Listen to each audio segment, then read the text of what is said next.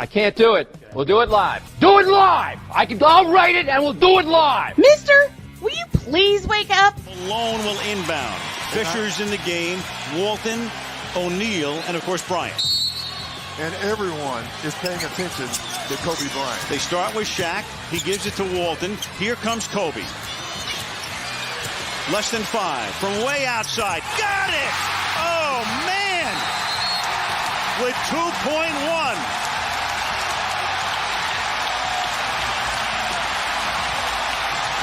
This is Snowman in the Morning. Hey, this promises to be fun. Oh, yeah. Can't wait. Are you kidding me? Do you believe it?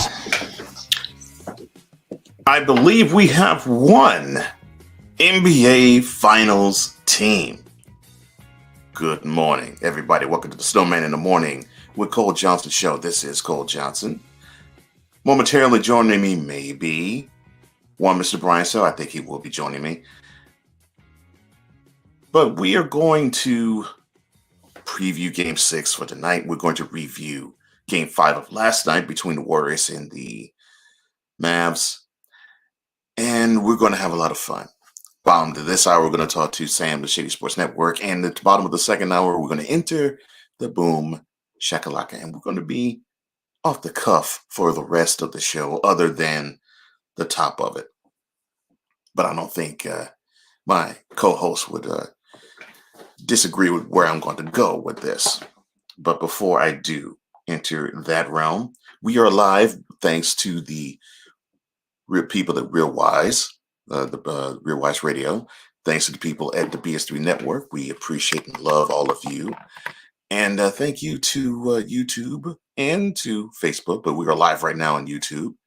You can go to youtube.com/C/Snowman in the Morning 50. That's Snowman in the Morning 50. And you will be amongst all of us here. And while you're there, hit the subscribe button and the notification bell. And if you feel so led to donate to the show, just look at the ticker at the lower end of the screen. And if you're listening to us, just go to paypal.me/Snowman2172 for that donation. And we appreciate all of them. On tap, let's talk about the Warriors, shall we? They played a solid game.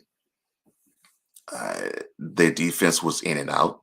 There were times they played really good and solid defensively, and other times it just was like, we have such a comfortable lead. I think we can coast. They ended up beating the Mavericks 120-110. And the Warriors advanced to the NBA Finals. They are the first team to do so in 2022. The other may be tonight. We'll talk about that game a little later. For the Mavericks, Luka Doncic, who he'll get his buckets. 28 points, 9 rebounds, 6 assists. He will get his buckets, but he's going to have to do more to ingratiate the rest of the team a little better. Spencer Dinwiddie off the bench gives them 26 along with 4 assists and pretty good shooting, 5 of 7 from 3. But the rest of the team, although Dorian Finney-Smith gave you what he normally should give you, 13 points, he was a little cold from 3, which is what he normally is supposed to do. And Jalen Brunson, I think, is where you have to circle the game as to where this one was lost. 10 points, and you need him to be more aggressive. It's just that simple, that plain, that cut and dried. Now, for the Oscar Robertson Western Conference champion Warriors. All starters were in double figures. Game 6, Clay decided to move his Game 6 heroics to Game 5 today, or at least in this series. 32 points of 8 of 16 from 3. You had 17 from Draymond Green. You had 18 from Andrew Wiggins. You had 10 from Kevon Looney. And you had only 15 from Stephen Curry. I'll touch on him in a minute. You had 16 off the bench from Poole. But let's go back to Curry. 15 points on 9 rebounds. 9 assists. I think he was feeling that he needed to be a distributor more than a shooter because he was a little chilly from the field, 5 of 17. He diagnosed it Others had the hot hand, and he rode with it.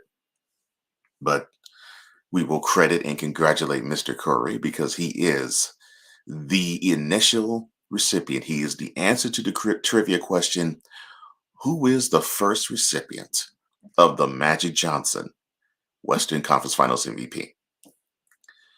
And it will not be Kevin Durant. It will not be Giannis Antetokounmpo. It will not be Nikola Jokic. It will not be LeBron James. It will be Wardell Stephen Curry II. That is who will be the first ever MVP winner. I really would like to say that I was motivated by what I saw from the Warriors. I did not like the defensive effort for much of the game. They had this game well in hand until the Mavericks put up a feverish charge late in the third quarter. I just don't think the Warriors, as presently constituted, can win. They need to tighten their defense up.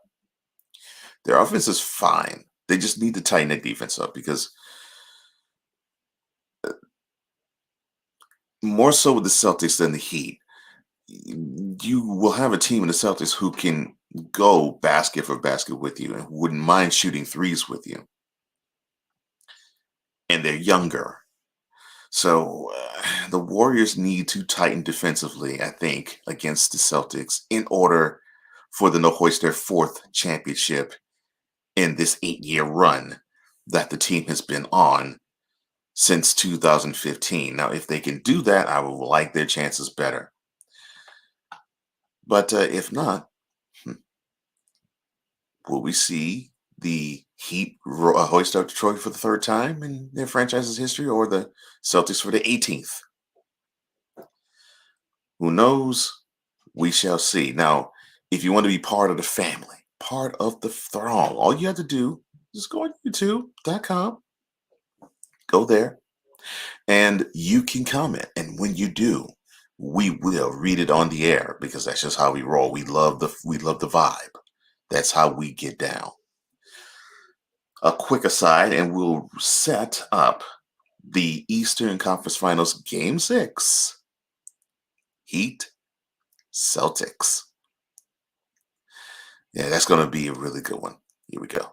In case you bronzexuals don't know by now, LeBron has never been the face of the NBA, although people want to claim he's the face of the NBA when there's a fellow in Oakland, California that kind of snatched the mantle from Kobe by hitting a three in his face. What impact has LeBron James had on the NBA? I'll answer that for you. Nothing. Jabroni, Jabroni. Welcome back to Snowman in the Morning.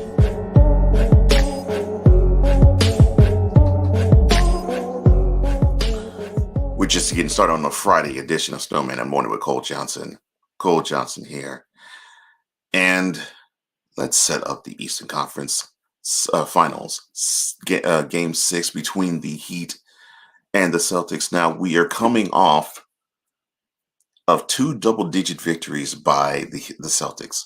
A 20-point victory in Game 4, a 13-point victory in Game 5. And the formula seemed similar. Starting the first quarter in Game 4, starting the third quarter in Game 5. And that is the Celtics, just by their sheer indomitable will, basically are saying to the Heat, you do not have the horses to hang with us. You need to have more scorers. You don't have them. And you need to have others who are willing to contribute along with Jimmy Butler. And there isn't a consistent one who will hang with him. And because of that, we will exploit that and we'll make you work even harder on the defensive end, although that's where you have the confidence. You feel as though your defense will trigger the offense. But here's the issue. You need to have offense. So, I mean, this is how I look at it. You have the Celtics who they're powered by Jason Tatum. They're powered by Jaylen Brown. And they're also fueled by Marcus Smart. You have the veteran leadership of Al Horford. You have the rim protection of Robert Williams III. And you have decent bench play from Peyton Pritchard and even Grant Williams. What I need to see the Celtics do, and I think they showed a little bit of it in the first round, and they showed a little bit of it too in the conference semifinals against the Bucks. They need to show the Heat tonight that the Heat will go back home, but they will go back home for the summer. They're not going back home to play a Game 7 on Sunday. That is what the Celtics need to do. They need to put the foot on the throat of the Heat. They need to tell the Heat, you're not in our league. It is time for you to go. We are the East Conference champions. This is what the Celtics need to do. Game 7 mentality tonight in Game 6. That is where they have to roll. And speaking of where we have to roll, here we go.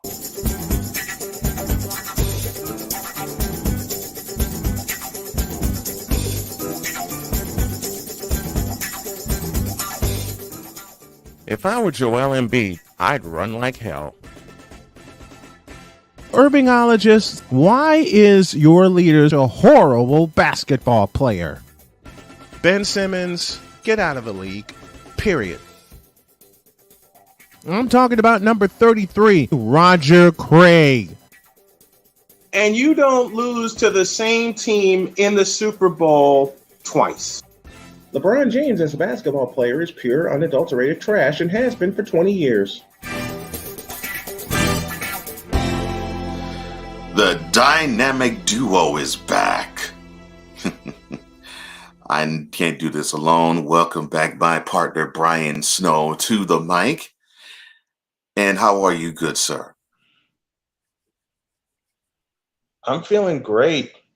If I may borrow from your podcast, Dateline, San Francisco.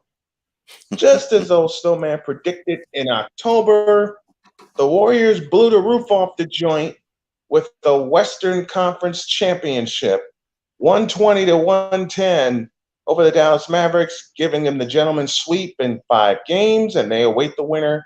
No, they await the Boston Celtics, because I believe, like you, the Celtics need to take care of business tonight at home on the parquet floor.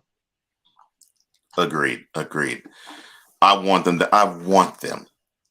Now, I'm not rooting for them, but I love when teams have the ability to just simply impose their will against another. The Celtics need to just simply tell the Heat, your time is up. Our time is now. You need to go home. And they cannot waste these last 2 games, especially the second half of Game 5 2 nights ago, and the effort they put forth in Game 4. To me, it would be a waste if they were to come out flat and basically give the Heat the opportunity to have signs of life. They need to crush them, because I think they need to have the ultimate challenge in the Warriors, which await them. And if they can, they need this to. tonight. Yeah. Next Thursday begins the NBA World Championship Series. And if I'm correct, it starts in the Bay. I believe it starts in the Bay. No matter who advances from the East, Game 1 will be in San Francisco. Yes. Because the only 2 teams that the Warriors, when they got into the playoffs, would not have home court against. They played against one of them in the Grizzlies. The other would be the Suns. Every other team in a series, the Warriors would have had home court advantage against. So yes, whether it's the Heat that advances or the Celtics, San Francisco. The Warriors have home court advantage. See, that's going to be a problem for whomever comes out of the East, because as Dallas found out the hard way, and Memphis and Denver before them, once that crowd gets rolling, when the Warriors get on a roll, forget it. I haven't addressed this in my talk, in my analysis of the Warriors. They can play with pace on the road, and they do a good job of playing with pace on the road. At home, it's as if they are it's as if they are conductors of energy. It's as if they feed on the energy of the crowd, and they just simply they go even faster. They get into their sets even quicker. They put forth shots up even faster, and they seem to go on these titanic, soul-crushing runs where you think you have them where you need to have them, and then all of a sudden you look up about 10 minutes later and you realize, doggone, man, I thought we had them down, but now they have us down. That's just how the Warriors at home definitely play. And they play with I've speed seen on the road, Mhm, and they play with hyper speed at home in the Chase Center. mhm. I mean, it's And funny. I borrow from Stephen A. I borrow from Stephen A. I really Mhm. do, but I will borrow from Stephen A. Considering the performances last night, the hell with Kevin Durant, the hell with Kawhi Leonard, the hell with Kyrie Irving, the hell with everybody. I mean, and here are the key four words. What about Klay Thompson? You realize 2 years ago people wrote him off? They wrote him off. Well, they wrote him off because they thought he was going to be a cripple the rest of his career, which is which is All right. extremely insulting to a guy like Clay, who was a ultimate competitor. So I know that Yeah, feeling. 32 points last night. Yeah, that's enough. Yeah, 32 I know that. Yeah, points last night. yeah. And I said earlier, I said Game 6, Clay decided to turn it on in Game 5. But yeah, he was absolutely on the money last night. When you have him locked in like that, to me, what makes Curry dynamic is he can hurt you so many different ways. He can hurt you with the shot. He can hurt you with the penetration. He can hurt you with the assist because he gave you 9 last night. Oh, yes. Let me say it again. Stephen Curry, who you think he just does nothing but chunk up shots, he gave you 9 assists last night. And in my opinion, 13 years later, people still just chucked up shots. 13 years later, they still think, oh, he's just a shooter. He's just a shooter. Well, obviously, you haven't watched this game evolve for 13 years. And to me, I actually think the most dangerous weapon, because they underrate it so hard, of Stephen Curry is not his shot. It's not the fact he has the ability to be a traditional point guard. It's the hockey assist. He puts the team in position to where he sets up the guy who sets up the person who's going to get the bucket. And I have not seen it in this game done any better. In basketball, I've never seen it done any better than Steph Curry. I'm like, how the heck? Steph Curry is the tick. Let me borrow from a favorite game show of ours. Steph Curry is tick, Draymond Green is tack, and whoever gets the basket gets the dough. And I mean, I've now, like you said, I've seen him 13 years in the league now. And ever since Curry's been a member of the Warriors as a head coach, the last 8, I just am floored by how easy it is for him to just put himself in position to lock with the person who's going to get the assist, and the person who's going to get the bucket, and just endlessly put him in position put the team in a position to execute so flawlessly. And that to me is where is the most dangerous aspect of the Warriors. Because you're so drawn to he can just simply launch it from 50 feet. I mean, it's it's pretty to watch. Just being drawn to that, it's heaven to watch. It's heaven to watch a team, and I underline and capitalize the word team, like the Golden State Warriors, just piss everybody off because people want them to fail so badly, even given the fact that they've had injuries on top of injuries on top of injuries the last 2 years. The populace still thinks to this day that the Warriors wouldn't get back to the second half of their dynasty. I submit to you the argument from the Denver Nuggets, the argument from the Memphis Grizzlies, and the Grizzlies are going to be a problem for the next few years, folks. And I submit to you the argument from the Dallas Mavericks.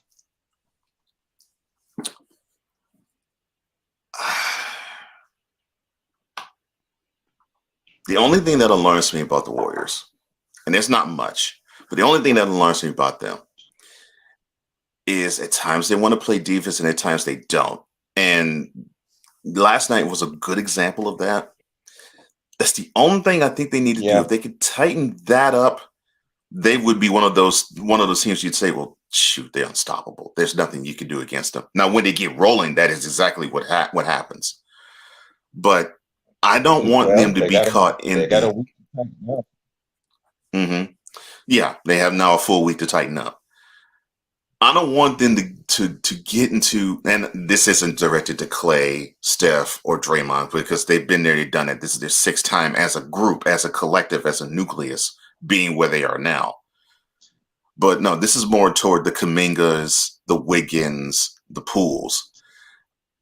I don't want them to think that they have the guys who are getting there for the first time. Right.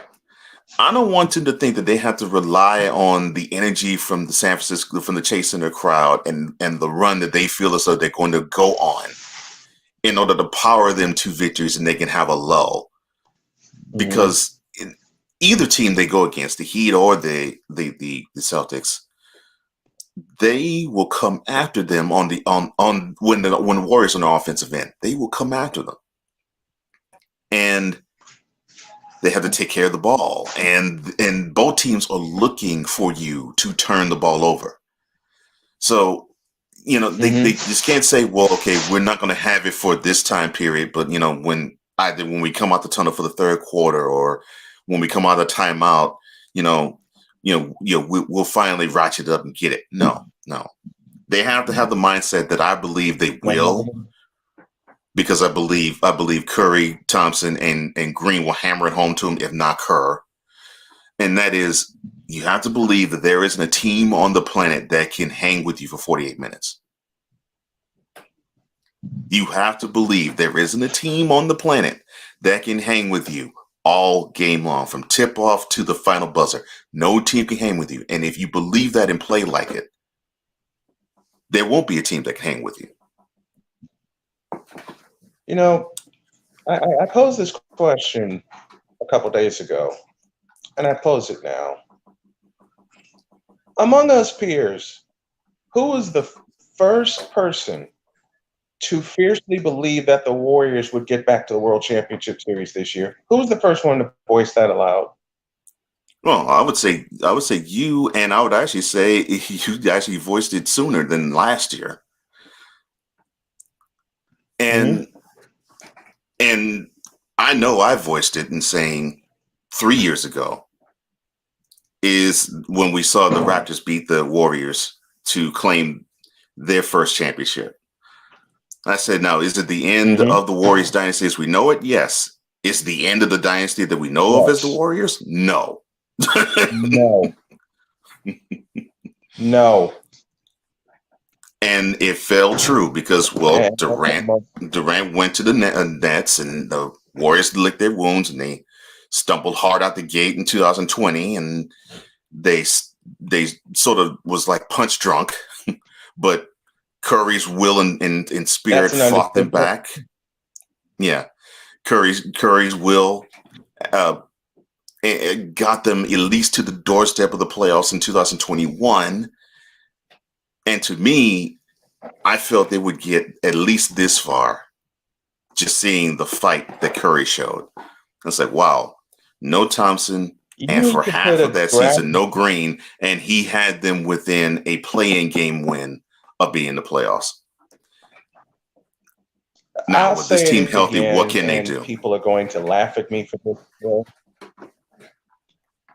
People are going to laugh at me still, but as far as the play-in games last year against who, I'm taking Memphis totally out of the equation because Memphis and Golden State went at it. Okay? Yeah, they did. The Warriors got screwed. out of a playoff spot. The Warriors got flat out screwed. Flat out, straight up screwed, which led to, after they lost to Memphis, Stephen Curry, and you need to make a graphic out of this, saying the quote of all quotes that has them where they belong. When after the Memphis game, he said, "Give it to me." All right. Quote. Y'all don't want to see us next year. Close quote. No, I don't think these two teams actually really want to see the Warriors. They have what it takes to beat them. To have that energy 4 times, that is the question that they'll have to ask. The Heat or the Celtics, and I believe it's going to be the Celtics. Because I think they have the mentality of you on offense had to execute flawlessly, and they will be physical with them. That's a positive. The negative is they can go ice cold, and you should never go ice cold against a Warriors team, because on their bad days they can score 100 points. On their bad days, as evidence, talk about evidence. As evidenced by Game 4. Mm-hmm. Oh, I was going to say, evidence by Game 4. They got 100. Yeah, and it's evidenced by Game 4 of the Western Conference semifinals matchup against the Grizzlies, where they did not have their best game, but they eked out 100 points and got the W. You cannot be cold yourself offensively against the Warriors, because even on their bad days, they are painful. And they are a handful to stop. Even now. What have I said about the Warriors with their injuries? When they have players that are injured, support us on Patreon, patreon.com/SITmorning. We're getting that tightened up too. And June is going to be the Patreon month. I'm going to declare it, I'm going to claim it, and I'm going to say aloud. June is going to be the Patreon month, because the goal there is to get 250 patrons, and doggone it, we will. No, hell with that. 500. Let me say it in the way that people want me to say it, and I'm surprised when I do say it, when I make a mockery of how I'm supposed to speak. 500. 500. Yeah, I got shots today. I'm firing shots today. Well, hold that holster, because you're going to get your chance to get these shots off. A quick break. We might be joined by Sam of the Shady Sports Network. And when we come back, we'll probably talk some USFL and NFL stuff with him. And we're going to talk some other stuff too. This is Snowman in the Morning with Cole Johnson. You see my man Brian. I'm Cole. The dynamic duo will be right back.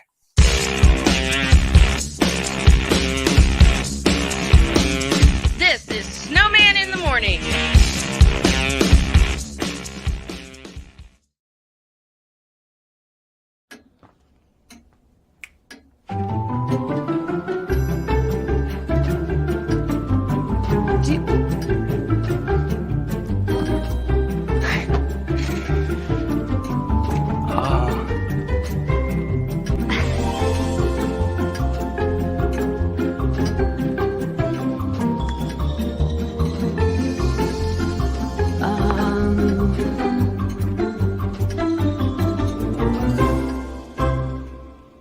Listen, you're my friend. I noticed you haven't really been yourself recently.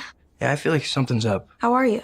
Are you okay? Is there anything you want to talk about? I just want to know how you're feeling. And listen, even if you don't know what to say, I'm here to talk. No matter what you're going through, I just want you to know I'm here. I've got your back. When you want to talk, I'm here.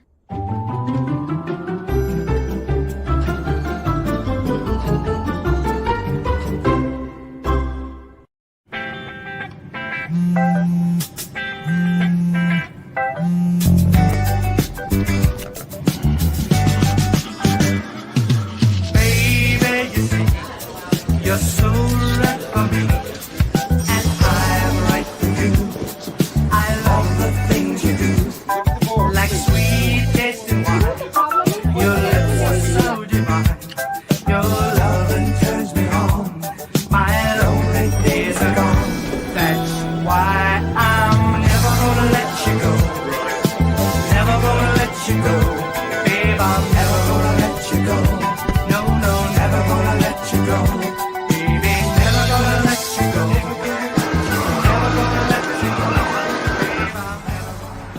you go.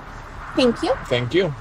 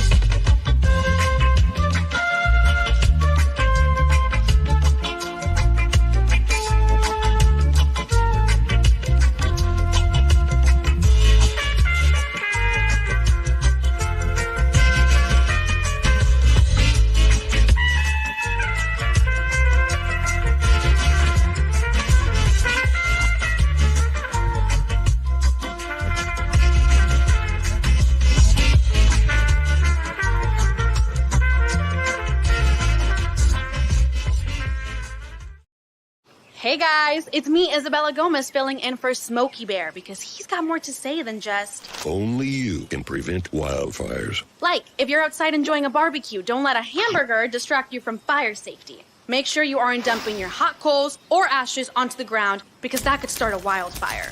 So take wildfire prevention seriously and let's save the world one day at a time. Juntos con Smokey Bear, podemos hacerlo. Go to smokeybear.com to learn more about wildfire prevention. Mister, how do you operate this Twitter thing or this Instagram thing or whatever the heck? You're supposed to know all this stuff. Anyway, welcome back to the show. Well, Dr. K, you can join us on official SIT Morn. That's official SIT Morn. That's how you can operate this Twitter thing or this Instagram thing. Rolling along on the first hour of Snowman in the Morning with Cole Johnson. I'm Cole. You're seeing Brian. And... well, we might be joined shortly by Sam, the Shady Sports Network, but since it's just the two of us, and since I have my dynamic duo partner here, I can actually introduce this topic because I saw this a couple of days ago. So I was watching ESPN's NFL Live, and they were so happy to be talking about the San Francisco 49ers. And of course, what position were they talking about? Quarterback. And of course, so they were, they're talking about Jimmy Garoppolo being under the knife, and he was on the trading block, but because now he has had surgery on his arm, that they decided to say, the trade offers are done for now, and the overall overarching theme that they seem to paint was that the now second-year QB, the one they drafted last year, in Trey Lance, is going to be the starter coming into the 2022 season. That's how they seem to paint it. But I'm thinking to myself, no. Why would you want to have somebody who only had 2 starts in the NFL and then only played 1 game the year before? And this guy's going to be your heir apparent now versus someone who took you to where you want to go and came within, if I'm not mistaken, a 2-minute warning of doing it again this past January.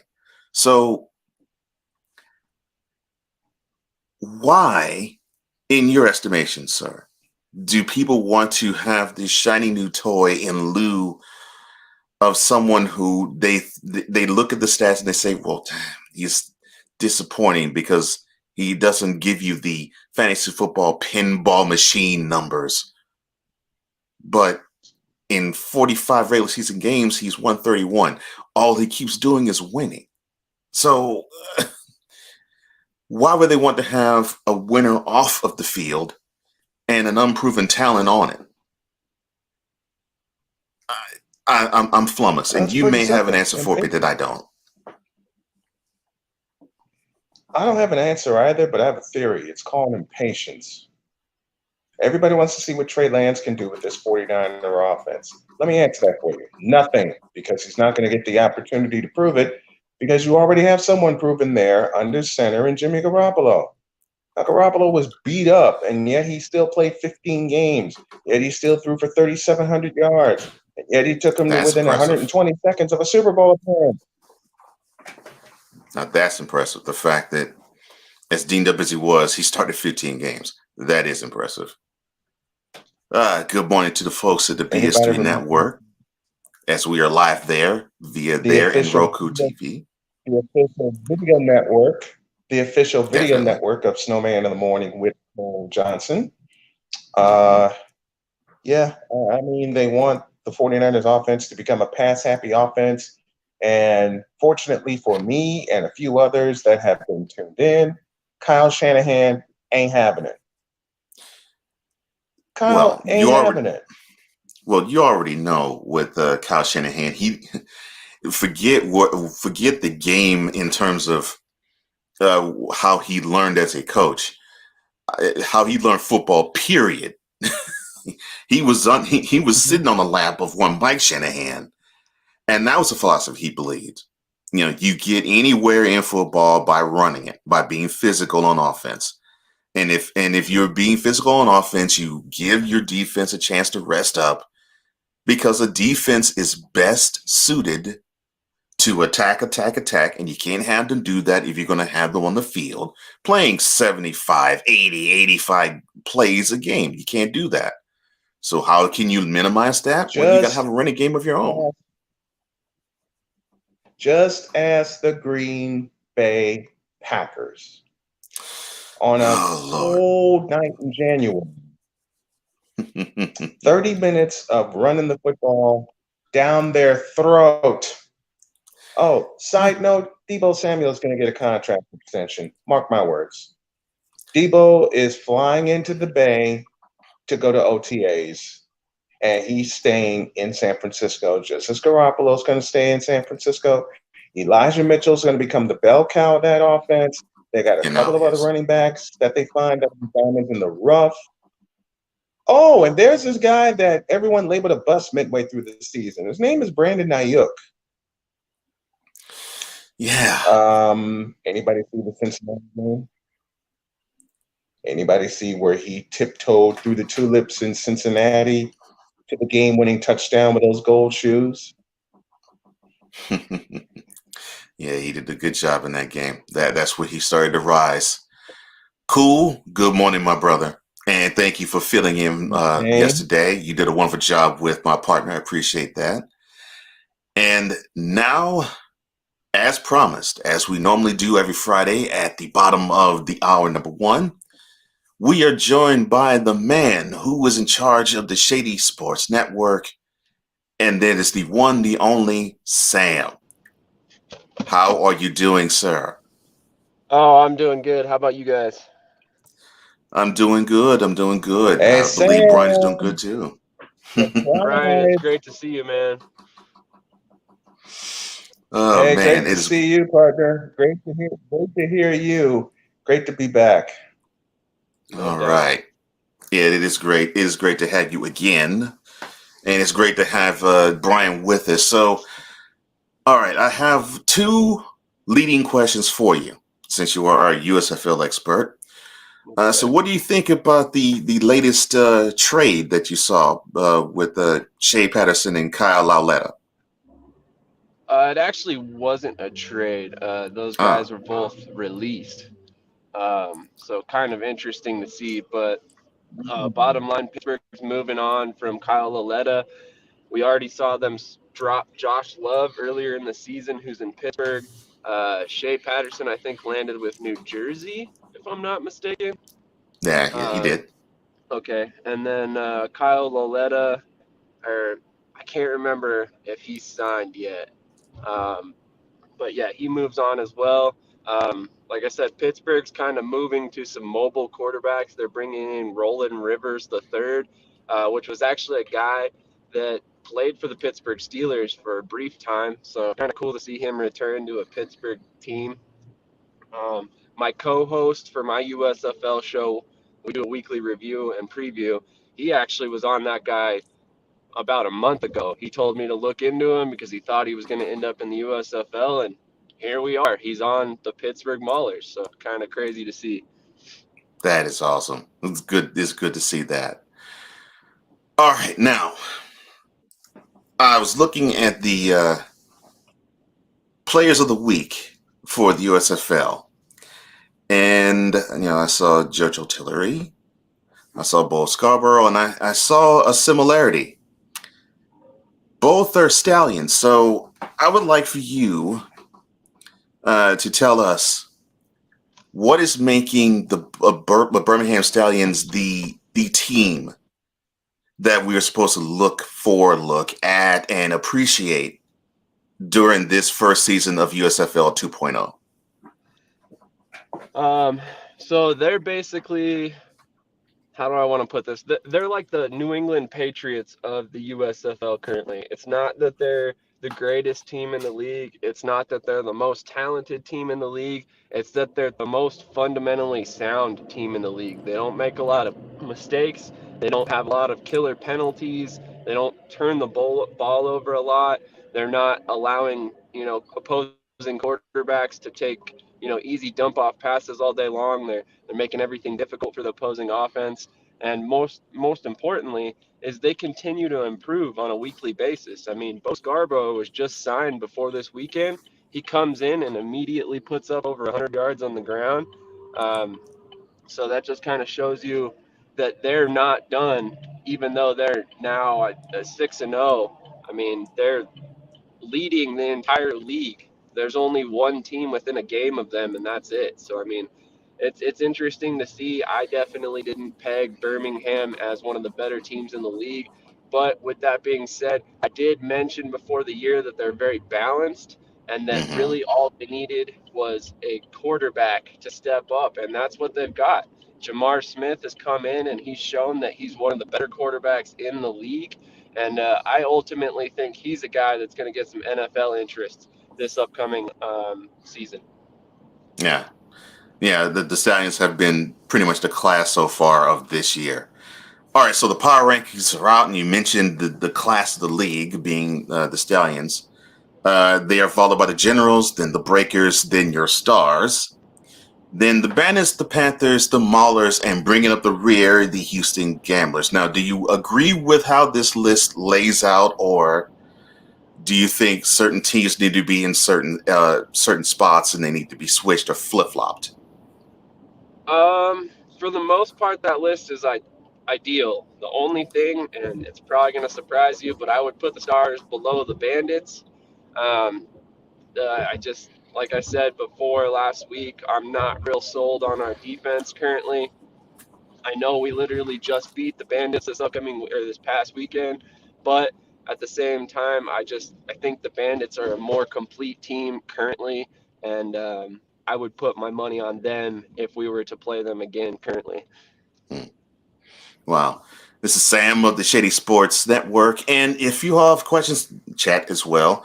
If you have questions, pop up in the chat. We'll read them out, and we'll have Sam answer, because you can ask him any football question. He'll give you a solid answer. Thank you. Brian, you have any questions for Sam? What's with the folks complaining about the attendance figures, since all the games are in one place, which is UAB Stadium in Birmingham, Alabama?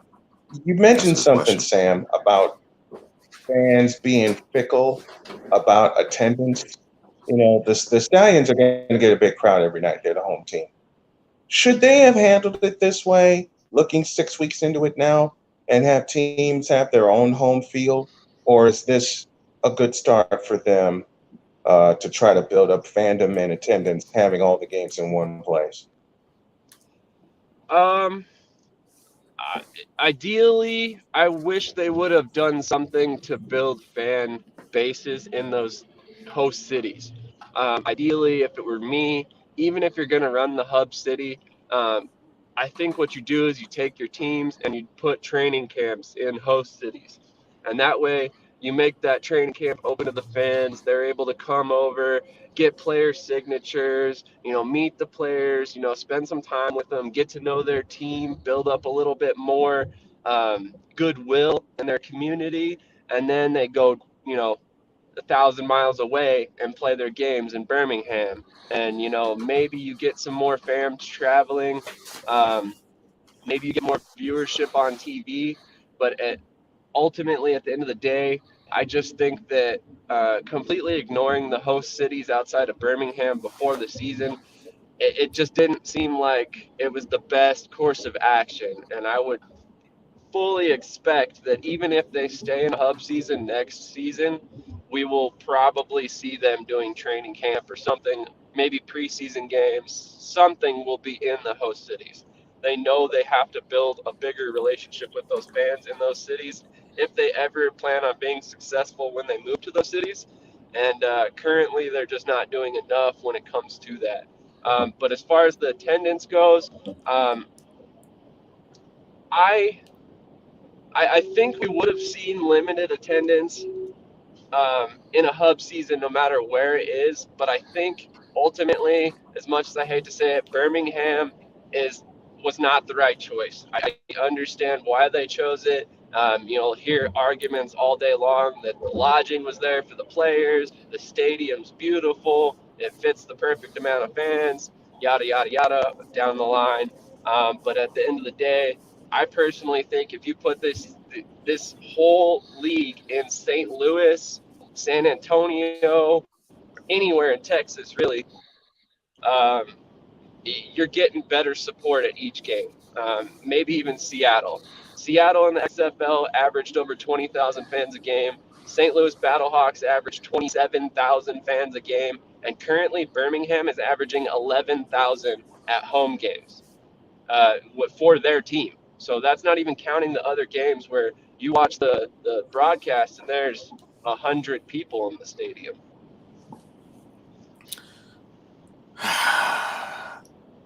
I totally agree with the St. Louis angle. I think if they were to try to do this again and use a hub, I think St. Louis would have been the ideal spot. There or anywhere in Texas. Anywhere in Texas. Absolutely. It could be Dallas, it could be San Antonio, heck, it could have been Houston. Exactly. Yeah, It totally definitely understand could have that. been Houston. One thing I wanted to bring up, not my suggestion, but one that I've seen around, is that they should have done a north hub and a south hub. So, like, say how they have I the agree with that playoffs set too. up in Canton. Mm-hmm. At least then you give the opportunity to fans up in the northern region to possibly get out to a game. It's just a thought, but at the same time, I hope by next season we're not even talking about this because they're all in their cities. Well, okay, sticking along that line, do you think it's going to be a possibility for them to go to their host cities? I do think it's going to be a possibility. I've heard a lot of talk about wanting to get ownership groups in place prior to moving to the cities, although I also heard prior to the season that the reason they chose these cities is because they had ownership groups in mind. So if that's the case, I would think a full calendar year would be more than enough time to try and hammer out a deal for those teams to be moved into their host cities and ultimately taken over by these ownership groups, which in turn is only going to help the longevity of the league. If you bring in ownership, you reduce costs for the league, you reduce Fox's costs, which they're going to be more inclined to keep the league going. And then on top of that, you're bringing in basically caretakers of each franchise that are responsible for keeping the franchise up to date, as far as stadium improvements and stuff like that down the line, which eventually will become an issue for the USFL. And then hopefully it will not be one for long. That's cool, says Sam. Hashtag fly equals fly. Cool Absolutely. McCain. The Eagles representing themselves here. All right. Going to the slated games for this weekend, starting at the starting the game between the Bandits and the Generals. The kickoff there is at noon tomorrow Eastern. What do you want to see in that game for both teams? That was the Generals and who? I'm sorry. The Generals and the Bandits. Well, what I would like to see personally is more passes from Cam Eccles-Looper. He finally got his first pass attempt in last week after the Johnson injury. So hopefully that happens again. I thought that was really cool. Former high school quarterback. He currently plays wide receiver, kick returner, a little bit of everything. And we might see some more wrinkles with him in the future. A little bit of we'll just toss out a little nugget there. I've been talking to him on the side, so we'll see what we can get wrangled up there. But as far as the Generals go, I'm curious to see if Johnson is able to end up playing. I think from what I heard, his injury is day to day, so they're not certain yet if he will play. We'll probably get an announcement at like 3 a.m. tomorrow morning because for some odd reason that's how these teams do it. We kind of theorized the other day that they're doing this to bury it on Twitter. So they announce the injuries on Twitter at like 2 o'clock, 3 o'clock in the morning, and they're hoping that by the time everybody's up and actually on Twitter, it's gone. So nobody knows what the injury history is. But it's kind of interesting to see how that's all handled in the USFL versus the NFL. It's been one of the big complaints from all those DFS guys out there. Wow. So you have the Breakers and the Panthers kickoff there is 9 p.m. on Saturday evening, Eastern again. Do you think the Panthers can get their second win against the Breakers? And why not?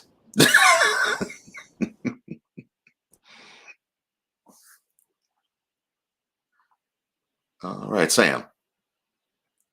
All right, looks like we had some technical difficulties with him, and we will get him back as soon as he's available. There we go. Go ahead, Sam. Can you guys hear me now? Yeah, go ahead, Sam. Okay. Yeah. Not sure what happened there. I'm just driving down the. But anyway, as I was saying, I do think Michigan has a good chance of picking up a second win here because I ultimately think that Kyle Sloter is going to get some rest this week. He's been extremely banged up all season long, fighting through injuries, and I think this week is going to be ultimately the time that the Panthers.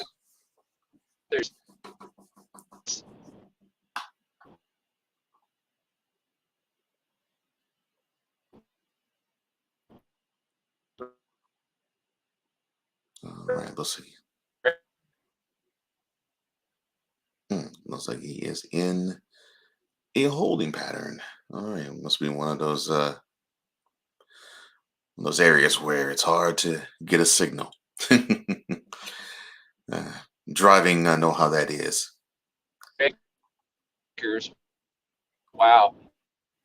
See an opportunity to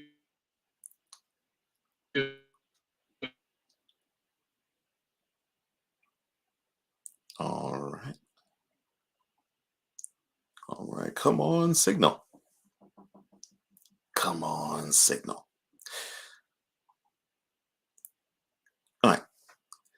Tell you what, we'll do a quick reset because you're now about to approach hour number 2 of Snowman in the Morning. I can't do it. We'll do it live. Do it live! I'll write it and we'll do it live! Mister, will you please wake up? And to give those guys a little extra weight. Roger Craig still on his feet, still running. What a run by Roger Craig. You'll never see a better one than that. From 46 yards. He has that thing of getting those knees high and keeping the shoulders low. And he makes every team look like they're bad tacklers. Watch the way he gets that high knee action, keeps those feet going like two pistons. Then, at the same time that the knees are going high and keeping going, the shoulder can get low to take on a tackler. This is Snowman in the Morning. Hey, This promises to be fun. Oh, yeah. Can't wait. Are you kidding me? Do you believe it? We are inside hour number 2 of Snowman in the Morning with Cole Johnson. The voice you're hearing is Cole Johnson. Joining me is my dynamic duo tag team partner, Brian Snow, and as well as the aficionado of all things USFL, Sam of the Shady Sports Network. Now, I think we have you back. And the question I had for you was, like I said, do you think the Panthers can notch their second win, and why not? And I think you were in the midst of answering that question. Hopefully. Can you guys hear me okay? We can hear you just fine, sir. All right, cool. So what I was beginning to say before my phone got violent there, I think the Panthers do have a chance of winning this week because I think Kyle Sloter is going to ultimately get some rest. I think he starts the game still, but I ultimately believe that the Breakers think they can win this game with Zach Smith at quarterback. They're going to give Sloter some rest so he can get healthy for next week when they face Birmingham. And I think this is one of those matchups where it's not necessarily a given win, but it's one of those games where they feel comfortable in their team being able to carry the young rookie quarterback. Okay. All right. So, look at that. Some hope for the Panthers yet. Just no hope for Jeff Fisher for me. Sunday afternoon kickoff, 2 p.m. Eastern. The Maulers and the undefeated Stallions. It's the Friday technology thing. Yeah, it is. 2 p.m. Sunday kickoff, Eastern. It's the Friday. Between the Stallions and Maulers. I swear it's the Friday technology thing. Yeah. So what do you think would be the key to victory for the Stallions to stay undefeated? This is going to be a tough game, but I think the key is once again to... Go ahead, Sam.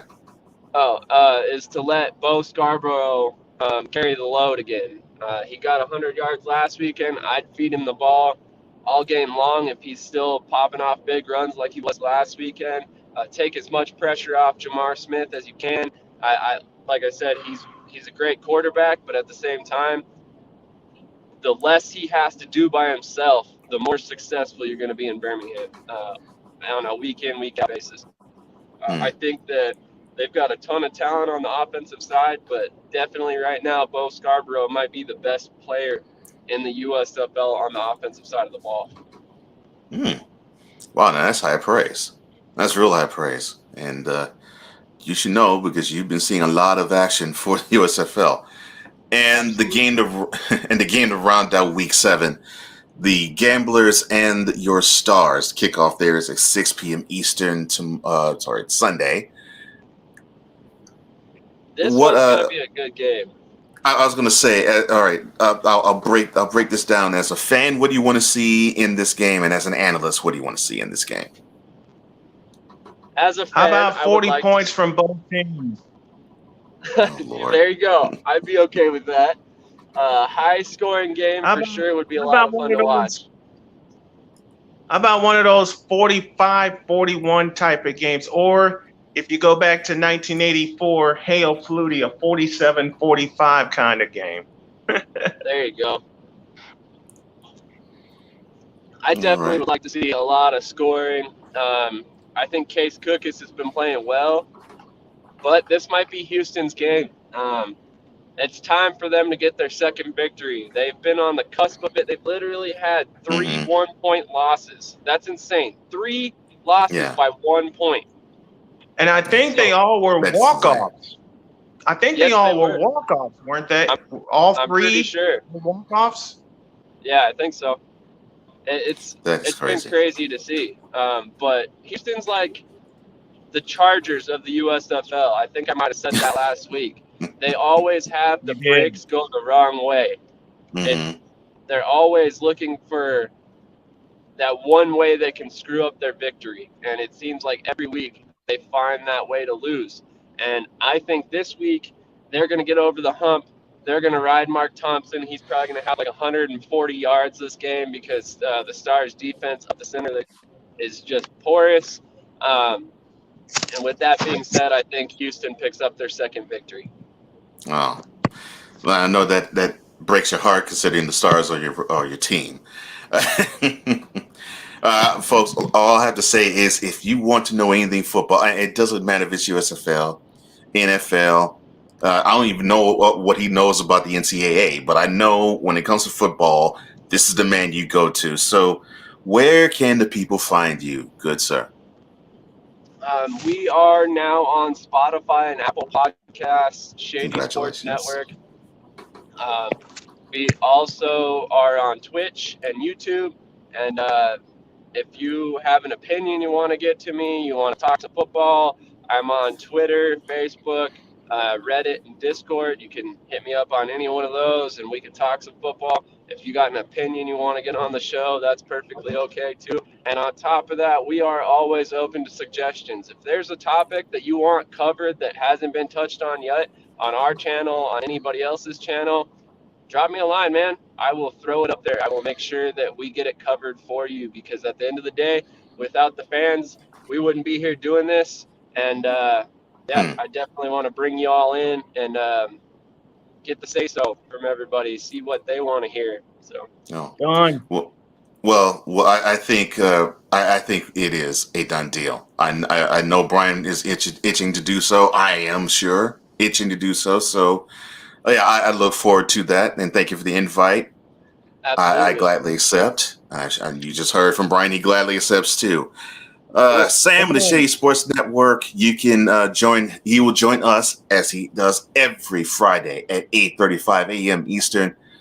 It's always a pleasure to talk with you, my man. Thank you so much for the time, as always. Absolutely. Love you, Sam. Thank you guys for having me. Love you too, buddy. Have a good one. No problem. No problem. Right. A quick reset, and when we come back, it's going to be a quick one. Kyrie Irving. That's all I'm going to say. Have y'all even considered the fact that Jimmy Garoppolo, yes, that Jimmy Garoppolo that everyone wants to send everywhere else, may not be sent anywhere by the 49ers because, I don't know, they actually trust him? Welcome back to Snowman in the Morning.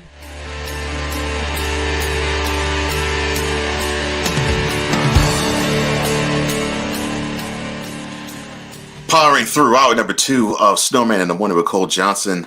I am Cole Johnson. I'm joined by my dynamic duo partner, Brian Snow. And the voice you heard, of course, is the wife of said Snowman in Dr. K. And I will right now take the time to say on camera, thank you so much for taking care of one of my best friends on this planet. I appreciate all of you do for him. Now, I did say that I'm going to mention some Kyrie Irving stuff, so this is why I'm saying Kyrie Irving. He is due. He is due a 5-year, $246 million Supermax contract. For what? He is due this. Unfortunately, because of tenure. He is due this, and for 29 games. What? And who in the blue hell wrote this script? And this is why the Brooklyn Nets Dysfunction Junction is going to sit on the hot seat.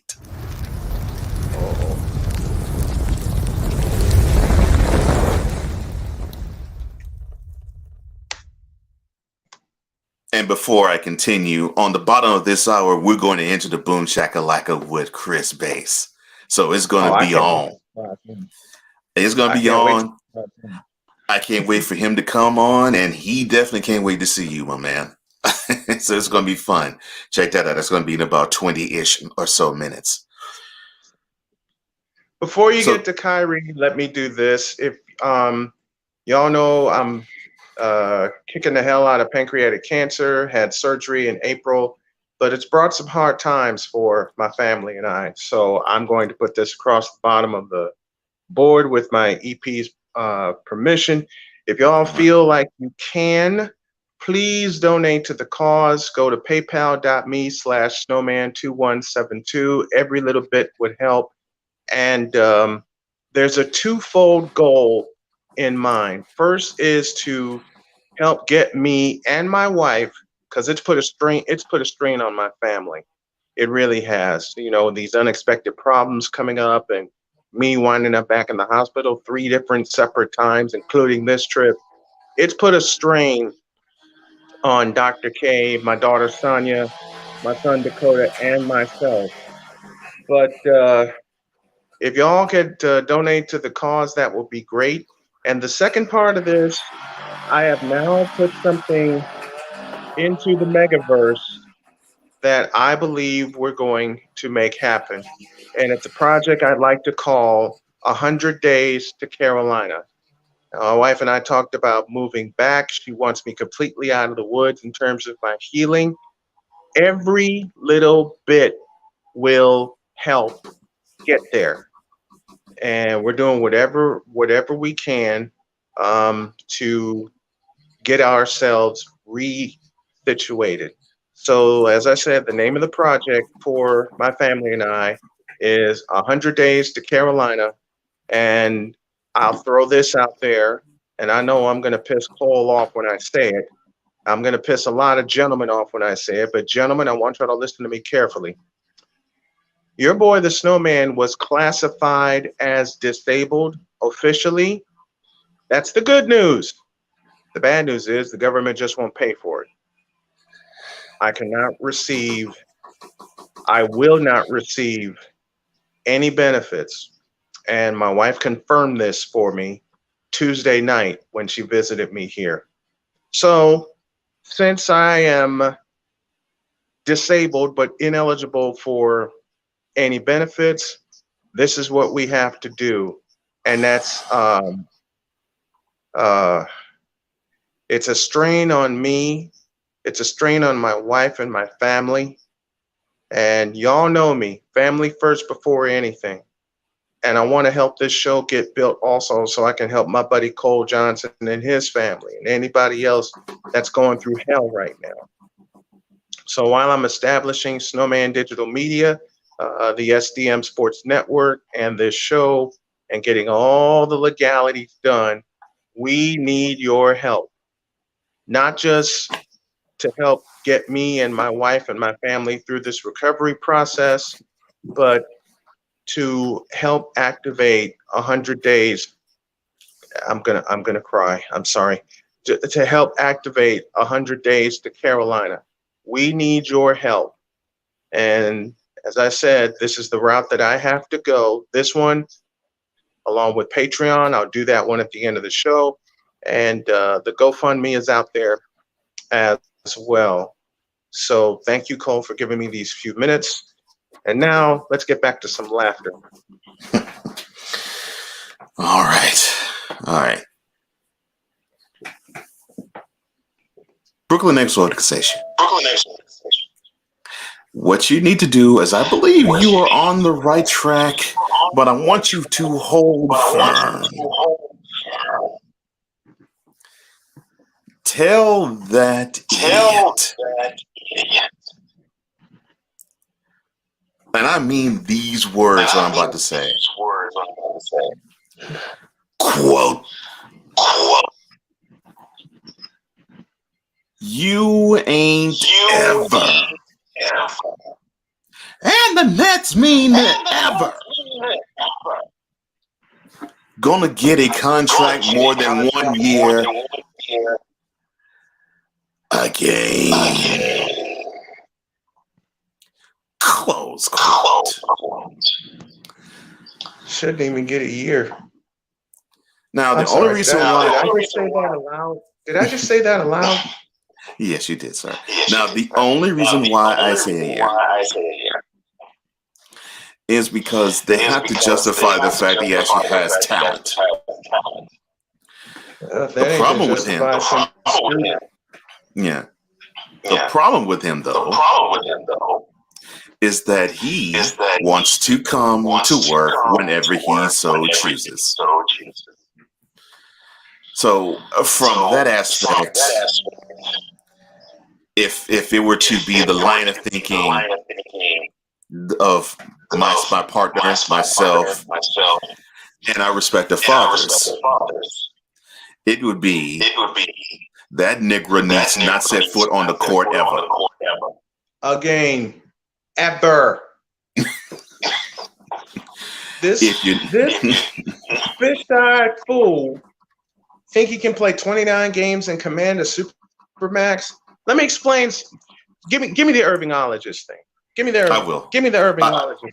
I will. Hold on a second. 6 says, good morning, everybody. He's sorry that he's late, but no, you right on time, my man. He says, happy Friday to one and all. And my partner asked for the Irvingologist graphic. He asks, I grant.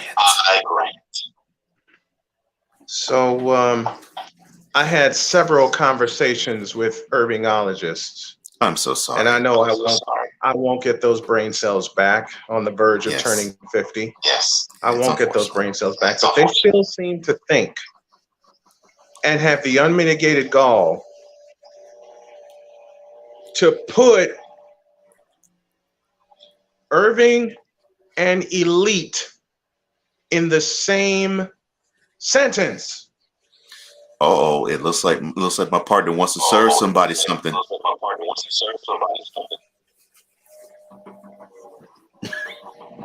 Please stop the cap. Okay? Kyrie is lobbying hard to get one Supermax extension. Meanwhile, the straw that stirs the drink in San Francisco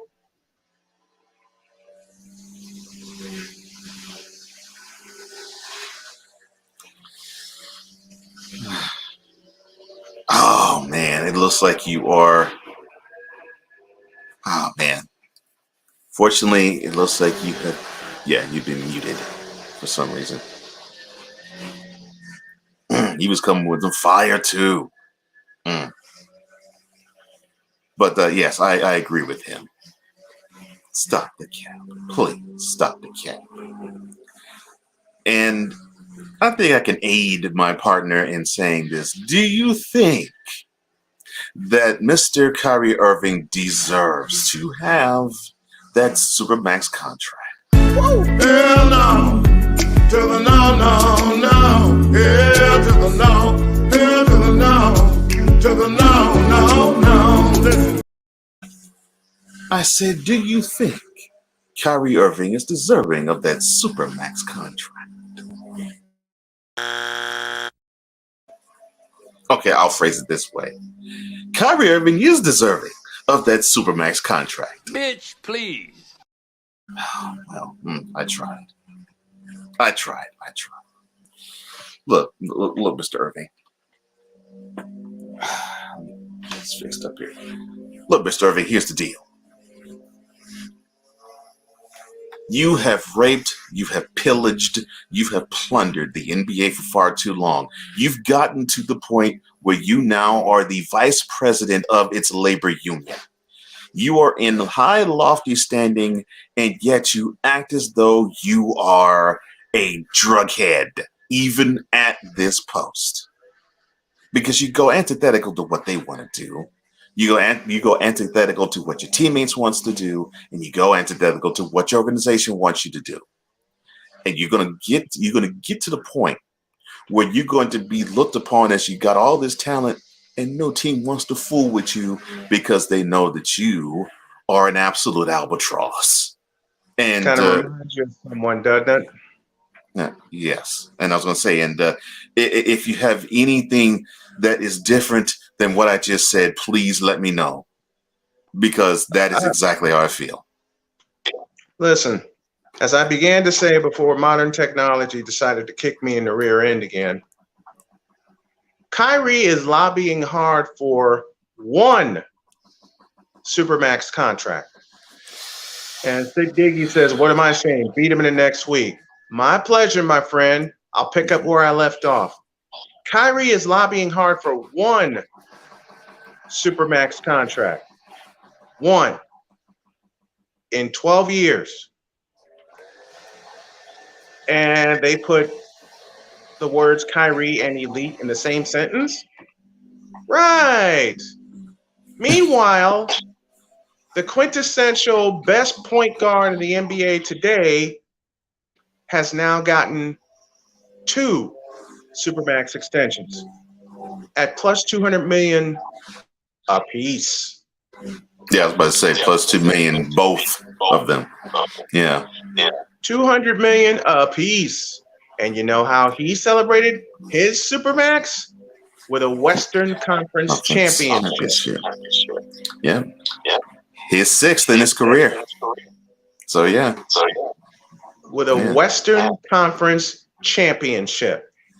Kyrie has had one shot. That was 2016, June 19th, to win the championship. I borrowed from Janet Jackson. What has he done for the NBA lately? I'll answer that. Not a damn thing. And I'm getting riled up now, so I may as well unload the entire bazooka.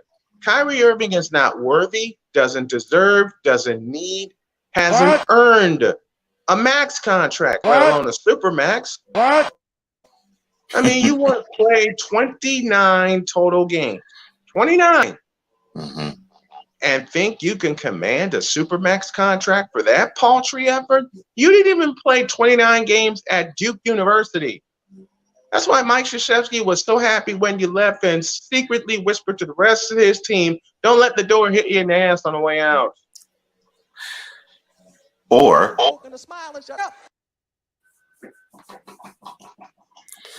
I swear. Yep. Well, this will make you happy, my brother. Sam, the Shady Sports Network, says it wasn't much that he donated, but he did. Let's help this man out. I appreciate it, Sam. And Sick also said, don't hurt them too badly, Snowman. They haven't fully recovered from the last beatdown. They're still fragile and tender. Fragile and tender?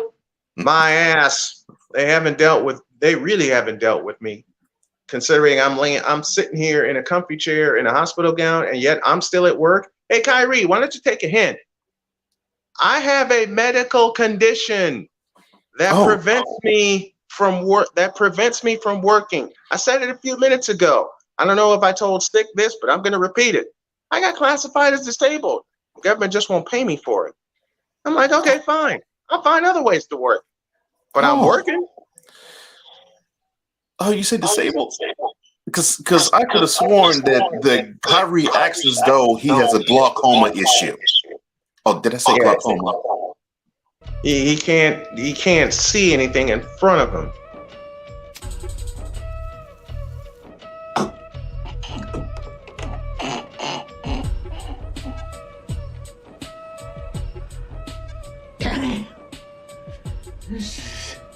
So good. See, that's you, Kyrie, right there.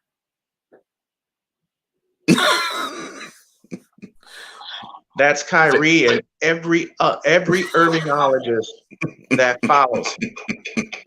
Okay, every Irvingologist that follows. Shameless plug here. The podcast will be back beginning today. Technical difficulties at all. Old Snowman's going to handle some business, and you can pick up the podcast on any of your favorite podcast outlets, including Odyssey. You got to spend money. You got to spend money to make money. And considering I plan to turn this into $2 billion annually, not just for me, but for the team involved. Yeah.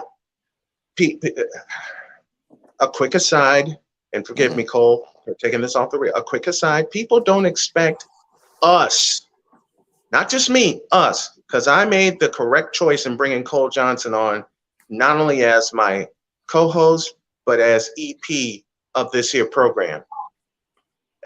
Wise too, so it's the Three Musketeers, and Wise is in Orlando until Sunday. He'll join us Monday. But I know I made the best decision, okay? And my wife said, bring only the people you can trust. So I will say, Cole, by the end of the summer, there is a strong possibility of a contract being in front of you from Snowman Digital Media. You for real? All right. Because I'm sick and tired, and I'm about to go off here. And this is, I'm gonna tie this right back into the Irvingologists and Kyrie Irving mess. I'm sick and tired of the good people, men and women, getting the shaft every damn time. And yes, my Dr. K keeps getting the shaft because 1 minute I think I'm okay, and the next minute something's wrong with my body. She can tell, but some of the folks we've dealt with can't. I'm sick and tired of seeing men get the shaft for their hard work. And I'm looking directly at my partner when I say this. And I mean every word I say. Because Cole Johnson has done nothing but put in the work in my absence when I first went for surgery on April 4th. Period. That's why I knew he is the one to take the chair while I fully recover from this. Now, he's going to be my EP for the remainder of the ride. However long it takes, if it takes us 40 years before we go asunder, then so be it. Oh, well. Wise is going to do the video editing. I'm going to do the audio editing, and we're going to put all this together. But the podcast returns today. As far as you Irvingologists, no. Screw the Irvingologists. As far as Kyrie Irving goes, 11 games at Duke leads to 29 games this year, leads to no Supermax for you. Or, as they say on Seinfeld, no soup for you.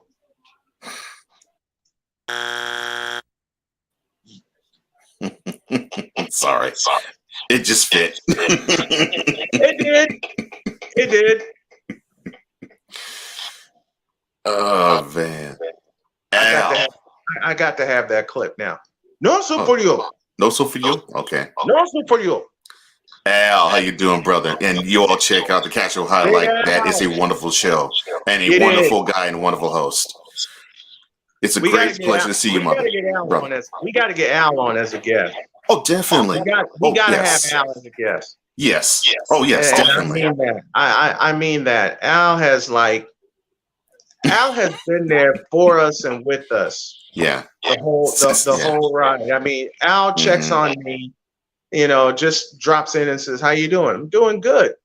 I'm doing good, Al. I'm doing very, very well. My energy is up. I'm able to keep food down, which what led me back here to the hospital in the first place. I couldn't keep any food down. But yeah, this ties all the way back to what Cole's father said to him and what my dad said to me. If your hands ain't dirty, you haven't earned the money. Let me preach that again. Yes, sir. Yes, sir. If your hands ain't dirty, you haven't earned the money. Damn!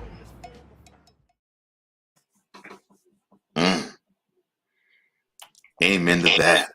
And this is all I have to say to Mr. Kyrie Irving. You see, you, sir, want to throw everybody on the bus. You want to blame everybody. You want to blame the man. You want to blame those who don't understand you. You want to blame Celtics fan as you are wanting to throw middle fingers at them right, left, and center while you try to do the gritty on the center court logo. You want to blame into the TD Garden one night. You want to burn incense in the garden. Yeah. Just a stupid guy. You want to claim that you are beloved by your team, but you spurn your teammates. You want to claim the media has it out for you when you insult the media at every turn. And this will make you really either cringe and or laugh. Uh-oh. You want to claim, sir, that you are worth billions. And that's billions with a B. And you know what I gotta say about that, Mr. Irving? Bitch, are you for real? There's no way, sir, you're worth billions. Because if you were, the NBA would have taken you to task for you to miss over 50 games this year. Mm-hmm. You, sir, are a pawn. And the quicker you realize that, the better. And I know how you are. I know how you think. Because you think that you're this worldly thinking guy, but you basically have a brain the size of an ant. And you simply cannot comprehend all of what I'm saying. Because you say you want to handle the truth, right? You want the truth, right? You can't handle the truth. That's right, sir. You can't handle the truth. You can't handle the truth. That is you, Mr. Irving. And as for the Nets, I want you to continue to stand firm and not give this idiot a supermax because he does not deserve it. And to Big Al, and to Big Al, put that quote up for me. You know it well, man. Use it well. If your hands ain't dirty, you have not earned the money. All right, Nets. It's time for you to get off the hot seat.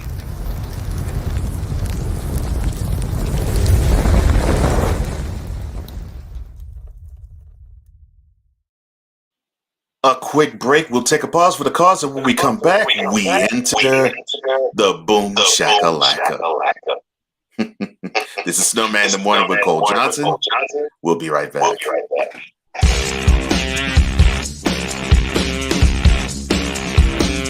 This is Snowman in the Morning.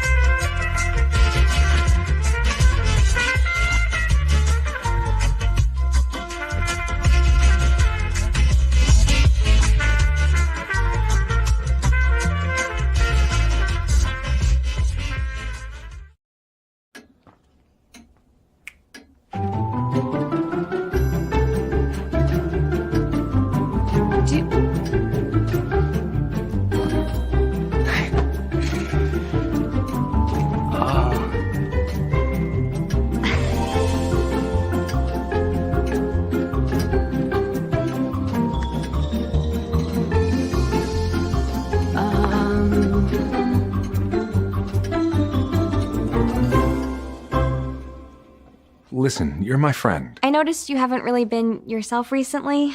Yeah, I feel like something's up. How are you? Are you okay? Is there anything you want to talk about? I just want to know how you're feeling. And listen, even if you don't know what to say, I'm here to talk. No matter what you're going through, I just want you to know I'm here. I've got your back. When you want to talk, I'm here.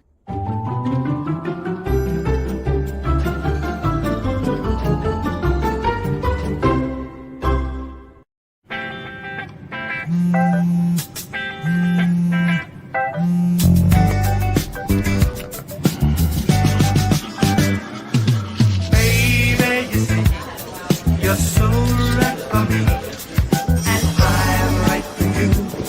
I love the things you do, like sweet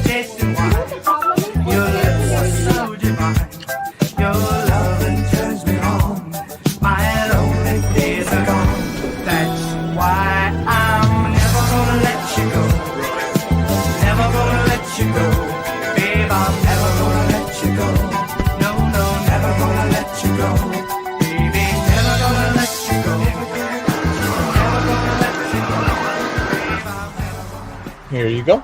Thank you. Thank you.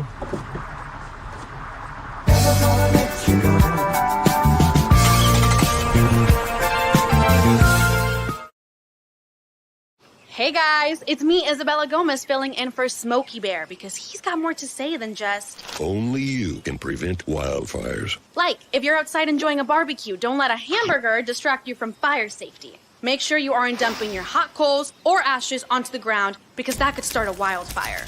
So take wildfire prevention seriously and let's save the world one day at a time. Juntos con Smokey Bear, podemos hacerlo. Go to smokeybear.com to learn more about wildfire prevention. If you can celebrate Christian McCaffrey having a 1,000,000 season, if you can celebrate Marshall Faulk, who had a 1,000,000 season by electing him into the Hall of Fame, then why can't we celebrate the guy who originated the 1,000,000 season with a Hall of Fame election? I'm talking about the one and only Roger Craig. If you want some, come get some. Welcome back to Snowman in the Morning.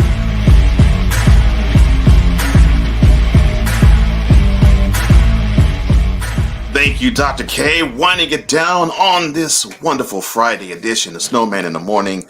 I am Cole Johnson. I am joined, as always, by my partner, Brian Snow. And it is the bottom of hour number 2 on a Friday for Snowman in the Morning. And you know what that is. It is Mr. 1/4 of Street News Now. It is the man who does the Chris Bass interviews. It is the man who has the golden pipes, the golden voice, the one, the only Chris Bass. Good morning, sir. I can't take the introduction. I had to almost kiss myself. What up, Bass? Oh, thank you so much. It's good to see both of you, the dynamic duo, back in practice. How you doing, Rain Man? Rain Man's doing good. It's good to see you. I love you. I made you a promise, and I fought my ass off to keep that promise that you would see me today. Well, it's a great promise to keep. I only have one question. As you're Yes, there sir. in the hospital, Mr. Rain Man, have you driven the medical staff crazy about your sports arcane knowledge? I'm sure. Not yet. Oh, really? Not yet. Okay, I'm just checking because I'm sure in my head, which is the not good place to be, in my head, I imagine the hospital bed.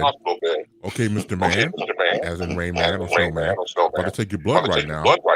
Did you know, nurse, that before Julius Dr. J. Irvin had an afro, that he scored 12 points, 5 rebounds, and 7 assists while he was 12 years old at the YMCA. I haven't done that to the game. I haven't done that to practice, so that's sad. I haven't done that to the staff. Okay. I haven't done that to them. But okay, man, checking. it's good. It's good to see you, and it's good to have you aboard. It's good for the three of us to be together after a while. It's been a little bit. I mean, again, as I told people before, I made an appearance here on the show because, Brian reached out to me and wanted to be a guest. And this is the second time. Remember, anytime he interviewed me the first time before Cole Johnson got on board. And then afterwards, I did a second appearance. And I just said, I just enjoyed myself so much. And it was Brian's idea to do a regular segment every Friday at 9:35 a.m. Eastern time. And I figured, look, man, I'm just happy to be on board. And we're happy to have you. Yeah, we definitely are. But may I say one thing before we get this shindig started?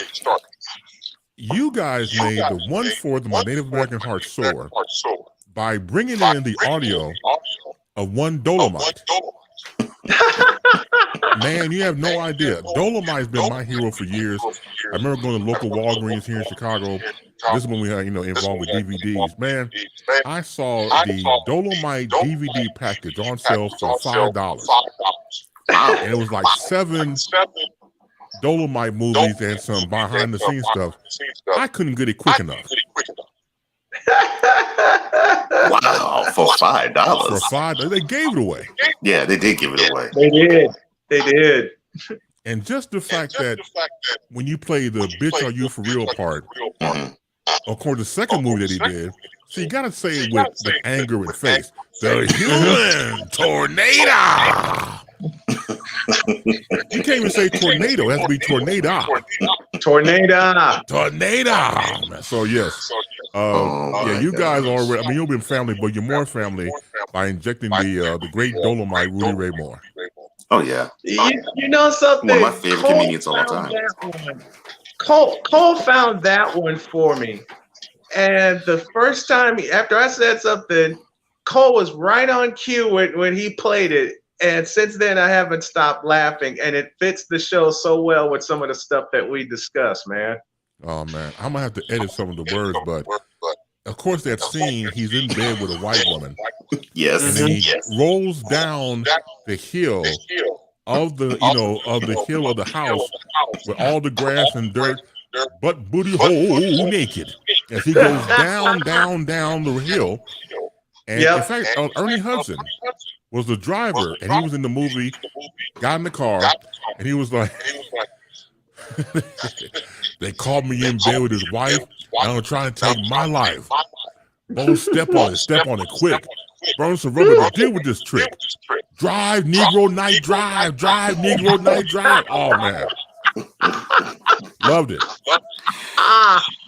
That is a great scene. And for those reasons, just to begin, we have integrated Dolomite into the program, and it's coming on almost a daily basis with some of the things that we cover. Exactly. And I knew, I was like, okay, I just have to find the movie. I was like, there's a scene where I could definitely apply what he says. So I was like, and I remember it. I was like, I remember seeing him. He was in bed. He was looking at this white woman. And he said, "B, are you for real?" I was like, I got to find the movie. Perfect. And when I found it, I was like, I got it. Perfect. Yeah, you get all the credit in the world, man, because that tickles my heart every time I hear it, man. I try not to use it so much, but I'm so tempted to do it. See, when Cole sent me that clip, Dr. K and I were driving. And we were driving to Indy, as a matter of fact. And I played it and laughed my head off. And she said, "Honey, what do you have?" I said, "I have to show you." So we waited until we parked. And then I played the clip for her. And I said, "I'll give you a preface." And she says, "Go ahead." I said, "This is for incredibly stupid statement." She says, "All right." She says, "All right, lay it on me." So I played it for her, and we sat in the parking lot for like 20 minutes laughing.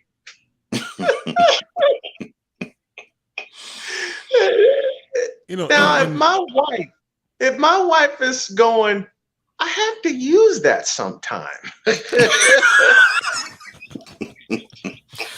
What makes that scene even funnier is before he says that line, there's a white woman going, "He made me do it." Oh my gosh.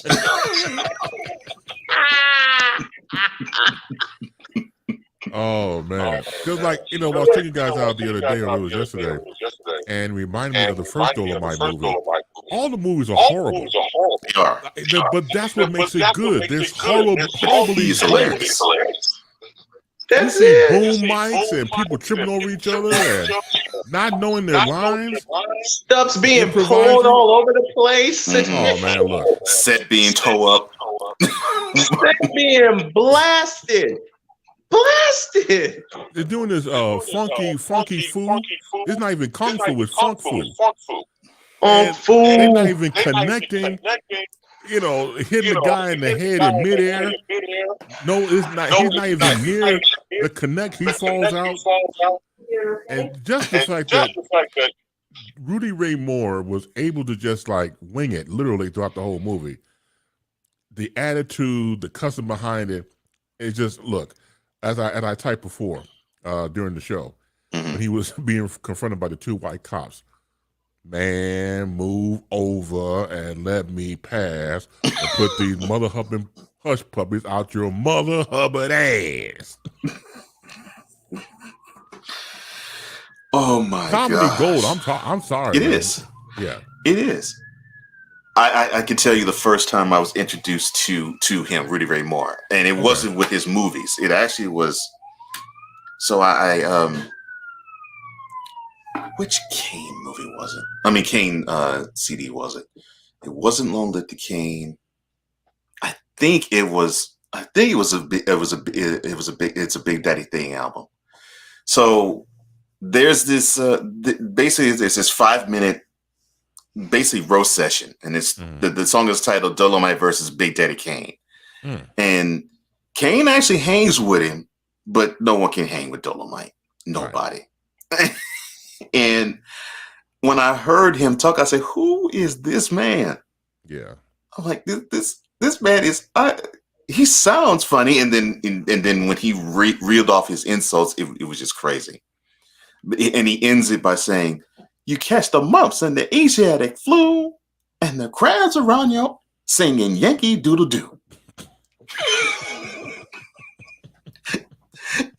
That and Kane after that saying, "Oh, F it, I give up." That's how the song ends. I gotta check that out, man. You love it. Like most people in the 90s, we had a resurgence back to the 70s. Influences, the movies, afros came back and everything else. These are strong influences there in that span between the 90s and the 70s. So all of a sudden, what was old was new again. New again. And Rudy Ray Moore does not get the credit he deserves. I'm glad they made the movie. No, he doesn't. That Eddie Murphy portrayed him. And I thought was interesting about the movie that They Call Me Dolomite that I thought was interesting was, as a great mimic as Eddie Murphy was, he didn't sound like Rudy Ray Moore at all to me. No, he didn't. That was strange. Yeah. He didn't at all. Yeah. Oh my gosh. Yeah. You'll love it. You will absolutely love it. Oh yeah, absolutely. And in fact, the beginning of that song, that's one of the phrases that I introduced Brian to. It's in that song too, which is he says, "When it comes to rapping, I was through with it before you learned what to do with it." And so I paraphrased it and took it with me, and I've been using that ever since. I said, when it comes to sports talk, I was through it before you learn what to do with it. Words of wisdom. Words of wisdom. I wanted to bring this to the table today, next to everything about Dolomite and everything else. So we now received, we've seen and received from one Stephen Curry to receive the first Magic Johnson Western Conference Finals MVP award, which I think is fantastic. I'll go on and start do your shady thing. I saw this the comment come up. Go on and read that. Oh yeah. I'm sorry. Well, he's still with Shady Sports Network. Says name into that. Cole is the Shiz Taban 5000. I appreciate that. Thank you. Thank you. Cool says feel the bass. Sending the love to you. Thank you, Cool. I appreciate that. The co-authors of calling Stephen A. Smith Negro Knight. I appreciate that. Negro Knight. Yes, absolutely. I'm sorry. You were saying it fits. It does fit. I'm so sorry, Bass. You were saying cool. No, we conversated. You were talking about the first ever recipient of the Magic Johnson Western Conference Finals MVP award, which deservedly so to Steph Curry, and we have not seen, of course, on the Eastern Conference, even that after Larry Bird for the Eastern Conference Finals MVP award. I would like to see Jason Tate. I would like to see Jason get it from the Boston Celtics. I think he really. I want him to get it. Yeah, Tatum. I think he really stepped his game up. He went from the small table to the big people table during Thanksgiving, the holiday season, and passed the gravy. So he definitely. I mean, he didn't go to the table. He crashed that table.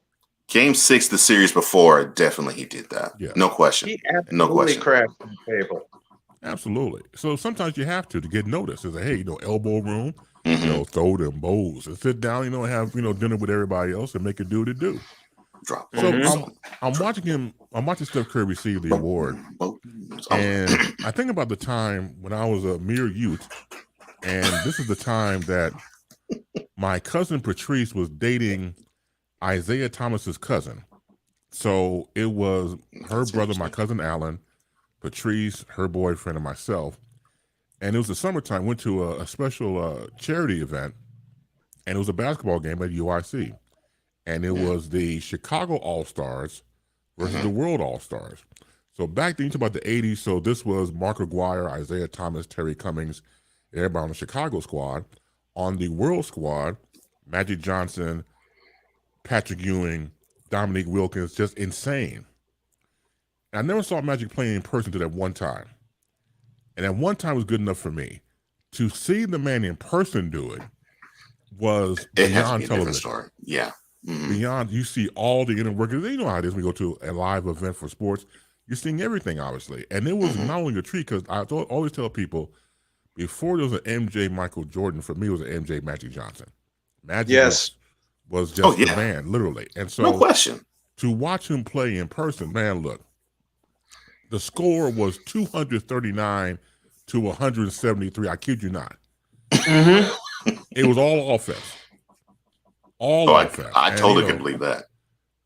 It was a sight to behold. So the great thing about sports you guys do, and the embracement of it, because it's not only something to behold, it is magical as far as I'm concerned. All those years the athletes train to get to play on a high level, to experience it, going back to what Brian would do the play-by-play for certain games, to be in that live element is beyond amazing to me. So I don't take it for granted, but I never forget this one guy was heckling Magic during that charity game.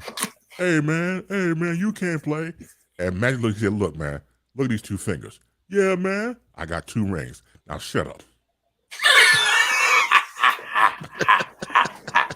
Oh, Magic can talk the trash too. I like that. Love it, man. It was fantastic. Oh my gosh. I'm always reminded what endeared me to Magic was 1980 when they were getting ready for Game 6 of the World Championship Series against Philadelphia. They were flying to Philadelphia, and Paul Westhead, who was the Lakers coach at the time, going, "What am I going to do? I don't have my captain because of migraines." And this 20-year-old just walked up to Coach Westhead and simply said, "Never fear, Magic's here." And this is where my arcane knowledge comes into play. 42 points, 15 rebounds, and 7 assists later. And the Lakers won that game on the road, 123 to 107. Brent Musburger was on the call for CBS, along with the late, great Hot Rod Hundley, who assisted. And on tape delay. Yeah, it was tape delay. It was on tape delay. Yeah, it was on tape delay. It was tape delay. I don't think the finals went live until 82. Yeah. No, 82. 82. Lakers Philadelphia. Lakers Philadelphia. That was also tape delayed. I thought it was 83, but my bad. Okay. Yeah, 82 is when they started doing it live, and the reception was just off the charts. 83 was live. The reception was off the charts. I don't even have to mention 1984. Yeah. In fact, that's still the series. That's still the series that television executives want to have repeated. Almost 40 years later, they still want to have that series repeated. The great thing about Magic during that time was the connectability he had to Julius Erving and to Cap, Kareem Abdul-Jabbar. So, for example, to play against your hero in Dr. J, in fact, it was Dr. J that advised him to leave Michigan State and go to the pros. In fact, Magic had spent a summer with him at his summer place with Dr. J, spent the weekend together, and he advised him, you should go now because the time is right. You won the championship and go. And then to play against him, that's a whole different mindset. And then to beat your hero at the same time, it's a glowing event of what happens when you put the mind to something. And going back to Cap with Kareem Abdul-Jabbar, well, it's a couple of my favorite stories that I always like. So it was his first game, meaning Magic, and they're playing the Clippers, and it was like 7-10 seconds ago, whatever, and Kareem does the sky hook, wins the game. And you could have swore by Magic's enthusiasm, hugging Cap, that they won the championship. And Kareem was always stoic about business, everything else, and he says to him, could never call him Magic, Irvin, you have 81 more games to go. Take it easy. And Magic's response, cemented their relationship when he said, "You keep doing that, I'm gonna jump in your arms and hug you 81 more times." Now, Mike, you talk about a 7'2" dude and 6'9" dude. He looked like a shrimp. Yeah, compared to Kareem. And when Magic retired, well, the first time at the Old Forum, and Kareem got up and spoke, and you can tell once again, the connection and bond has already been there because, like he said, I never forget. You reminded me that I should be having a good time, meaning playing. Right. And he never really had that until Irvin Magic Johnson got there. The enthusiasm, slap on the butt, the high fives, and everything else. It was energy on the court. And to get Kareem to buy into it, I think it was a very hard sell in the beginning, but he eventually came around. I remember when they played against Boston, in Boston that year, you can see the enthusiasm. Here's Kareem, making the sky hooks and running on the court, laughing and cheering. I was like, dude. Yeah. That was an amazing time, but it's amazing how people connect to others where they bring that out of you. When you're mostly the whole life going back to Kareem is not to really exert too much personality and to be to yourself and things of that nature. But man, the camaraderie those two dudes had, and when Kareem made his final speech about Magic retiring, Magic comes over and hugs him. And you know how some people embrace you tighter once they get that hug? I saw that, and you see and feel him crying before he separated from Kareem. So those moments are etched in my mind because when it goes beyond the sport, because the sports connect us. Right. But when you're able to go to a different level, being a part of that brotherhood or sisterhood, no matter what sport you play, nothing like it. Nothing like it on earth. Not at all. Not at all. And camaraderie. That's what we have here. Camaraderie. That's what sports is missing nowadays. Camaraderie. The closeness. Like when we would watch in the golden era, no matter what sport it was, when you see that camaraderie, when you see athletes having fun, playing the sport with each other, against each other. Doesn't matter if you're playing for your team or against an opponent. The camaraderie is there. The setting is there. That to me, and Base, you posed this question to me in a separate interview. What do I think is missing in professional sports nowadays? You just answered it. Camaraderie, and lots of it. Well, that's missing. Overall competitiveness is missing. And the ability to be the best that you can be in the sport. I tell you what, especially in basketball, that is missing. It's if you specialize in one aspect or maybe even two, you're seeing a lot of these athletes settle for that. Yep. Now, when three of us were watching when we were younger, we were seeing these basketball players do it all, and I mean literally do it all, and that part is missing. I borrow from Base. When I was a mere youth, just getting into sports and seeing the love that the players have for each other, no matter what team they're on. Can we just, like, for one night, get the NBA back on CBS? Okay, because I got plenty of games on my computer where the NBA was on CBS, and not with these billion-dollar corporate arenas that are out there now. And I've spoken of this a lot here on the program. Can we just have one memory where CBS would pull an archive and play a game played at the Forum, not the Great Western Forum, but the fabulous Forum, in the immortal words of Lawrence Tanner, or Chicago Stadium, or the Pontiac Silverdome, which I know has been wrought to ruins. Just all kinds of old school stuff. Can we just have one night where we see games like that? What's up, Ryan McCarthy, joining us here as we come down toward the finish line on this fabulous Friday edition. To your earlier point, he actually says that's why I love watching Stanley Cup playoffs. You can see the team's love for one another in every single game, win or lose. Absolutely. And he also says, "Good morning, gentlemen, and good morning to everybody watching. Happy Friday." And with that statement, Ryan, you have made my day, sir. I'm sorry. Go ahead. Go ahead, Snowman. That's what's missing. The closeness.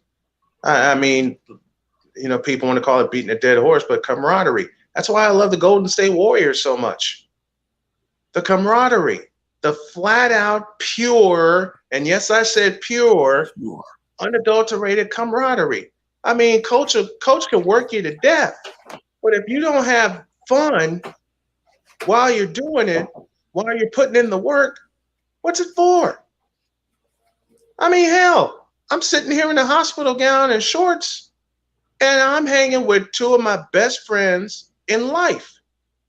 And we put on a show 5 days a week. Bass joins us on Fridays. I mean, Bass and I had fun doing a daily show. And I mean, look, man, get back to the old school stuff. That's what makes everything worth it. That's what makes, for me, everything worth it. Yeah, you're absolutely correct. And I think also what happens, unfortunately, is that you're dealing with egos, as you know. And a lot of people don't want to work with others because of their ego. And they have every right to work with whoever they want to or not. That's their right to. But I think that you may think you don't need any help, but you need some help somewhere along your life. And I think it's just a matter of acknowledgement. It doesn't mean that you're weak. It just means that you can help somebody and they can help you and go strong together. Exactly. You have to check yourself when that happens. I work with people sometimes over the years and come to find out that their ego is completely blown out of proportion. I didn't remove myself from the situation because I don't want to put nobody in the figure for a leg lock. And I don't have time for that. And I don't want to drop anyone with a stone cold stunner. I get it. I don't want to drop anybody with a stone cold stunner. I mean, like you said, remove yourself from the toxic situation. Absolutely. That's how you handle that. Absolutely. And it's a matter of priorities and getting on the same page because you're a part of a team sometimes, but not everybody subscribes to the mission statement for the team. One goal, whatever the goal is, and it's written out.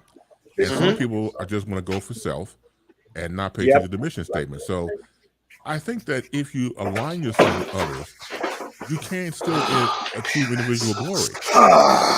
The ability to work with others and still be able to maintain your own individual thing. So it's just a matter of priority of what people want to contribute and what they want to do to make others stronger, to assist them, and to help themselves. I miss working with you, Bass, when we did play-by-play at Chicago State for a year. It was such a joy. It was such a joy working with you, doing the radio show, but doing the play-by-play with you, expanding both our games, and expanding both our repertoires, and coming to work with you every chance we got, doing the home games and some of the road games. I mean, I would come in, get set up, and then I'd see you come in, and I just knew it would be a good time. We didn't even have to practice because Al Michaels told a story when he had the opportunity to work with the late great John Madden, and the folks at NBC said, or ABC, I beg your pardon, said, "Do you need a practice game together?" And Al Michaels said, "No. We feel like we've been doing this together for 50 years. And that's how I feel. That's how I felt with you, Bass. I mean, for years, and you've known this. I flew solo in Chicago State for many, many years. And then when you came along and I invited you to be my partner, we didn't need a practice game. We knew what the other could do. And it's like, people want to say, "Oh, you're going into this blind? What are you doing?" I know my partner. I know my friend. I know his capabilities and he knows mine. And if something needs to be corrected, we will correct it. That's just how it is. That's just how professionals handle it. That's just how people who trust each other handle it. And there was always at every game that Chris Bass and I did, there was a laugh somewhere whether before the pregame show or after the postgame show or whatever. I've had many partners in broadcasting over the years doing play-by-play. And I've got to say that, Chris, you were the most professional and yet the most fun to work with, or one of the most fun to work with behind the scenes and in the microphone. And all we had to do was just turn the equipment on, and it was on like a pot of neck bones. That's it. Well, look, neck bones for you, oxtails for me. There it is.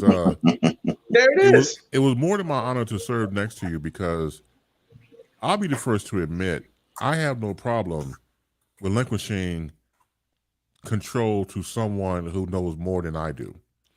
So I always consider you the leader.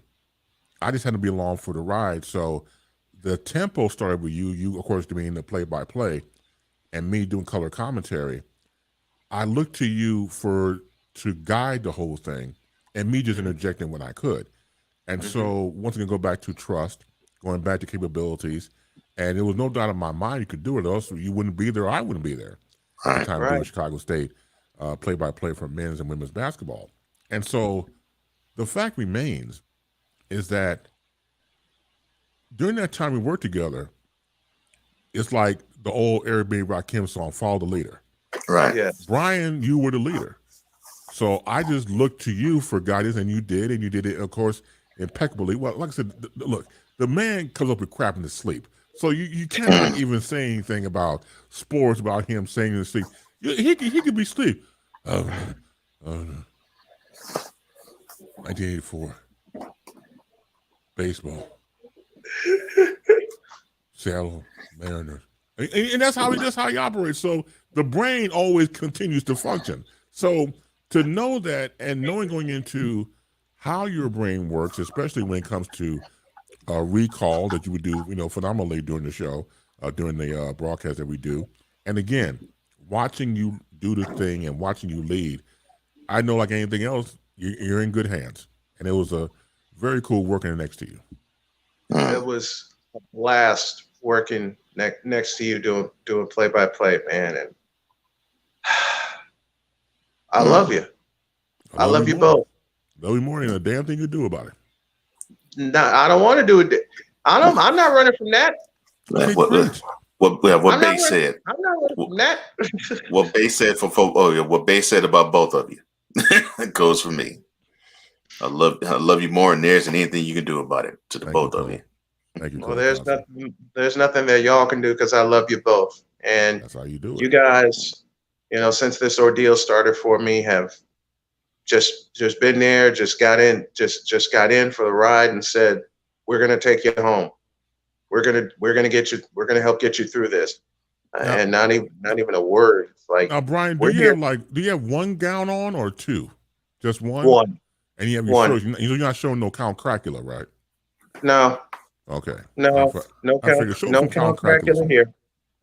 No Count Cracula here. Okay, just checking. Count Cracula. You gotta show some Count Cracula sometime, because I always ask for two.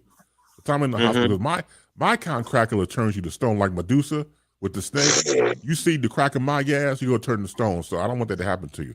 Give me two. I'm like 2 Chainz. Give me 2 gowns. Give me 2 hospital gowns so I could cover the Count Cracula that's going on right there. Right. I hate you for that base. 2 gowns? I'm hearing that in my head. Oh, Lord. Now we're gonna have to work that as a soundbite in somehow. 2 gowns? Oh, 2 gowns. 2 gowns. I don't know how it's gonna happen, but somehow it's gonna happen. And we better wrap this up. It's 10 after the hour. Real quick, you gotta inform me. Remember King Kong Bundy? Yes. 1, 2, 3, 5. So 5 gowns a little bit too much. You want 1 gown? 2. 2. Oh my gosh. Okay. Well, yes, there's going to be a few. If I have anything to do with it, there's going to be a few of these Chris-based sound bites that you'll hear, because I think I have something in the works. So, man, I hate to end this, but sir, where can people find you? Thank you, Cole Johnson. Outside of me at home, you can find me here, but because you don't know where I live, and that's good, please go to facebook.com and type in Chris Bass, CHRIS, B, as in broadcasting, ASE. Again, there's about 2,000 Chris Bass in the system. They are phony, fakes, and frauds. You want the original. You'll see me these same glasses on and a fedora hat looking kind of snazzy and quite debonair. So when you become friends with me, you get a chance to be a part of, if you like, the 3 programs that I do, Wednesdays through Friday. So please do that and do the following. Go tell 5 of your friends and 8 of your enemies that Chris Bass is in the air. There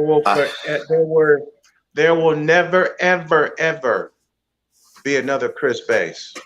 Sure won't. And I don't want it to be ever another one. There will never be another Chris Bass. And Bass, we love you. And thank you so much. Well, the same goes for the both of you. You only get one Brian Snow, and you only get one Cole Johnson. Yeah. And this is the one Chris Bass, the author of The Baseline, Chris Bass Interviews, and 1/4 of The Street News Now. I appreciate you, sir, as always. Thank you. Have a fantastic weekend. Be safe, be peaceful. Enjoy your morning. Snowman. Stay on the mend and take your time coming back. Yes. Thank you. I appreciate it. Thank you. Take care, brothers. Take care. Peace. Thank you. All right. We now have come to the end of this not only episode, but this week of Snowman in the Morning. A final word, sir, before we do sign off for the weekend. Well, let me put a couple things up again, and I will explain again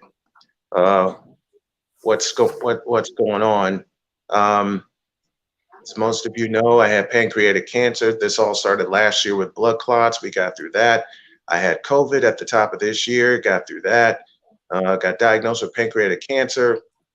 Was told by Duke University, and my wife especially was told to prepare me for a casket. My wife wasn't having it.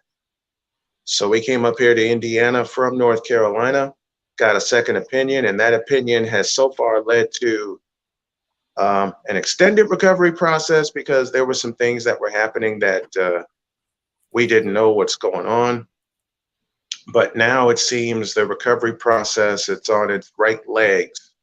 And we're going to get through this. What you see at the bottom of your screen scrolling is something. It's my PayPal address. It's paypal.me/snowman2172. Please donate to the show and to our cause or causes. The first one is to get me through this recovery process so I can truly get back on my feet and get back to doing this full time and supporting my family. And the second purpose, I announced it during hour 2, and that is 100 days to Carolina. And my wife made it clear she wants me completely out of the woods, recovery wise, before we make any kind of moves. And I don't blame her. I am just going to put this on hyper speed and make this dream happen for us so we can improve and continue to improve our quality of life. And it's not just for me, it's for my wife, Dr. K, my daughter, Sonia, and my son, Dakota, the foster kids that I've taken in, and the grandchildren that I have. I want to improve the quality of life for any and everybody. And to do that, I have to be the patriarch, and I have to get back on my feet. And financially, this is where help would really, really, really come in handy. So next week, with Cole's permission, I'm going to put the GoFundMe out there during the show, as well as the Patreon. Give me the Patreon graphic, if you would, sir, really quick. Beginning Monday, we're going to push to try to get 500 patrons, and the lowest level is $5 a month. So subscribe to us on Patreon, patreon.com/ SIT morning. Every little bit helps on every platform. I'm going to do a weekend fundraiser with Charles Faulkner. I'll drop that address a little later.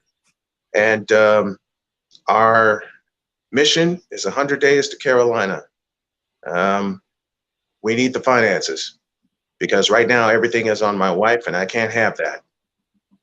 I can't and I won't have that. So if you guys can help, please do. Whatever little bit helps. Like I said, planning a Memorial Day fundraiser online. And this has got to happen. I've got to recover. I got to get back in the booth. I've got to continue to do this show with my wonderful, wonderful friend, Cole Johnson, my wonderful brother, and all the guests that we bring on. And we're tightening the ship when it comes to this show because we have ads to sell. And that's another thing I'm going to be working on. But just donate to the PayPal and the Patreon if you can to help us get through this project called 100 Days to Carolina. And the triad is our goal to get a place and get back on our feet. And I can allow my wife to rest and not be so stressed out all the time. And this is not a stressor for me because it's something I truly believe in. And it's something that a lot of people I know truly want. And Sam Shady made a contribution. I appreciate that. If you guys find it in your heart to do so, I would appreciate that. But I'm going to trust Cole to make a graphic about 100 Days to Carolina. And beginning next week, we're going to push it. We're going to really push it. I'm going to get back on my feet. I'm declaring it now. I'm going to be able to walk my dog, walk with my wife, walk with my children, my grandchildren. I'm declaring all that right now. But this has put a financial strain on my wife and my daughter. And being told that you're classified as disabled, and yet the government won't assist a man in doing that, that kind of pissed me off. So I'm putting it out there because a hungry man can't eat if he doesn't put it out there that he's hungry. Well, I'm hungry to succeed. I'm hungry to recover. I'm hungry to get my family back to Carolina. I'm hungry to get my wife and I back to Carolina and let our children do their thing. So that's it. That's my closing for today. And thank you all for tuning into the show this week. Continue to show Cole Johnson some love as he continues to take the chair for me on days where I can't make it. And I truly appreciate you guys. Thank you. That is the founder of Snowman in the Morning with Cole Johnson, Brian Snow. And my brother, thank you for entrusting me with this because I know that's not an easy thing. And I do not take the honor of running an entity that you created lightly. So I appreciate that. I love you, not just for this, but just for you being you. And just continue success in your healing, and you're gonna do well. And for those who do feel led to donate to this wonderful man and his cause, please do so because it'll be worthwhile. And we need to see him do what he does best and live at a place where he enjoys doing it. For my dynamic duo partner, Brian Snow, I am Cole Johnson. You can always catch me on Cole Sports with a Z on YouTube. That is Cole Sports with a Z on YouTube. YouTube.com/C/Cole Sports with a Z. Similar takes as to here, but there's different segments. So you'll get a different side of me there. But you still get the same hot takes and cold hard facts there too. That's just how we roll. But until we join you on a Memorial Day edition of Snowman in the Morning, we say thank you to the fam in the chat. We say thank you to those who are watching on BS3 We thank you those who were listening on Real Wise Radio, and we thank you for those who are in YouTube as well. We just implored these things for you as you enjoyed this holiday weekend. Take care. God bless. Make your next move your best move. And always remember, if your dreams don't scare you, then they're just not big enough. Dream big, do bigger. You seen Brian, he's doing that. I'm doing that. I know many in the chat are doing that. We hope you all are in the chat doing that as well. Have a safe, happy Memorial Day. And if you had those who sacrificed their lives for us to live the freedom we do in this country, we thank you for those who sacrificed so that we can live the freedom that we enjoy right now. For Brian Snow, I am Cole Johnson. You will see the two of us along with Wise El Jefe on Monday. But until then,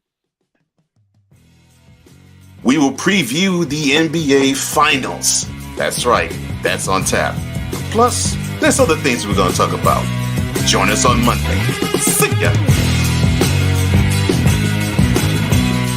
Thank you for tuning in to Snowman in the Morning with Cole Johnson, the hottest of hot takes and the coldest of cold, hard facts.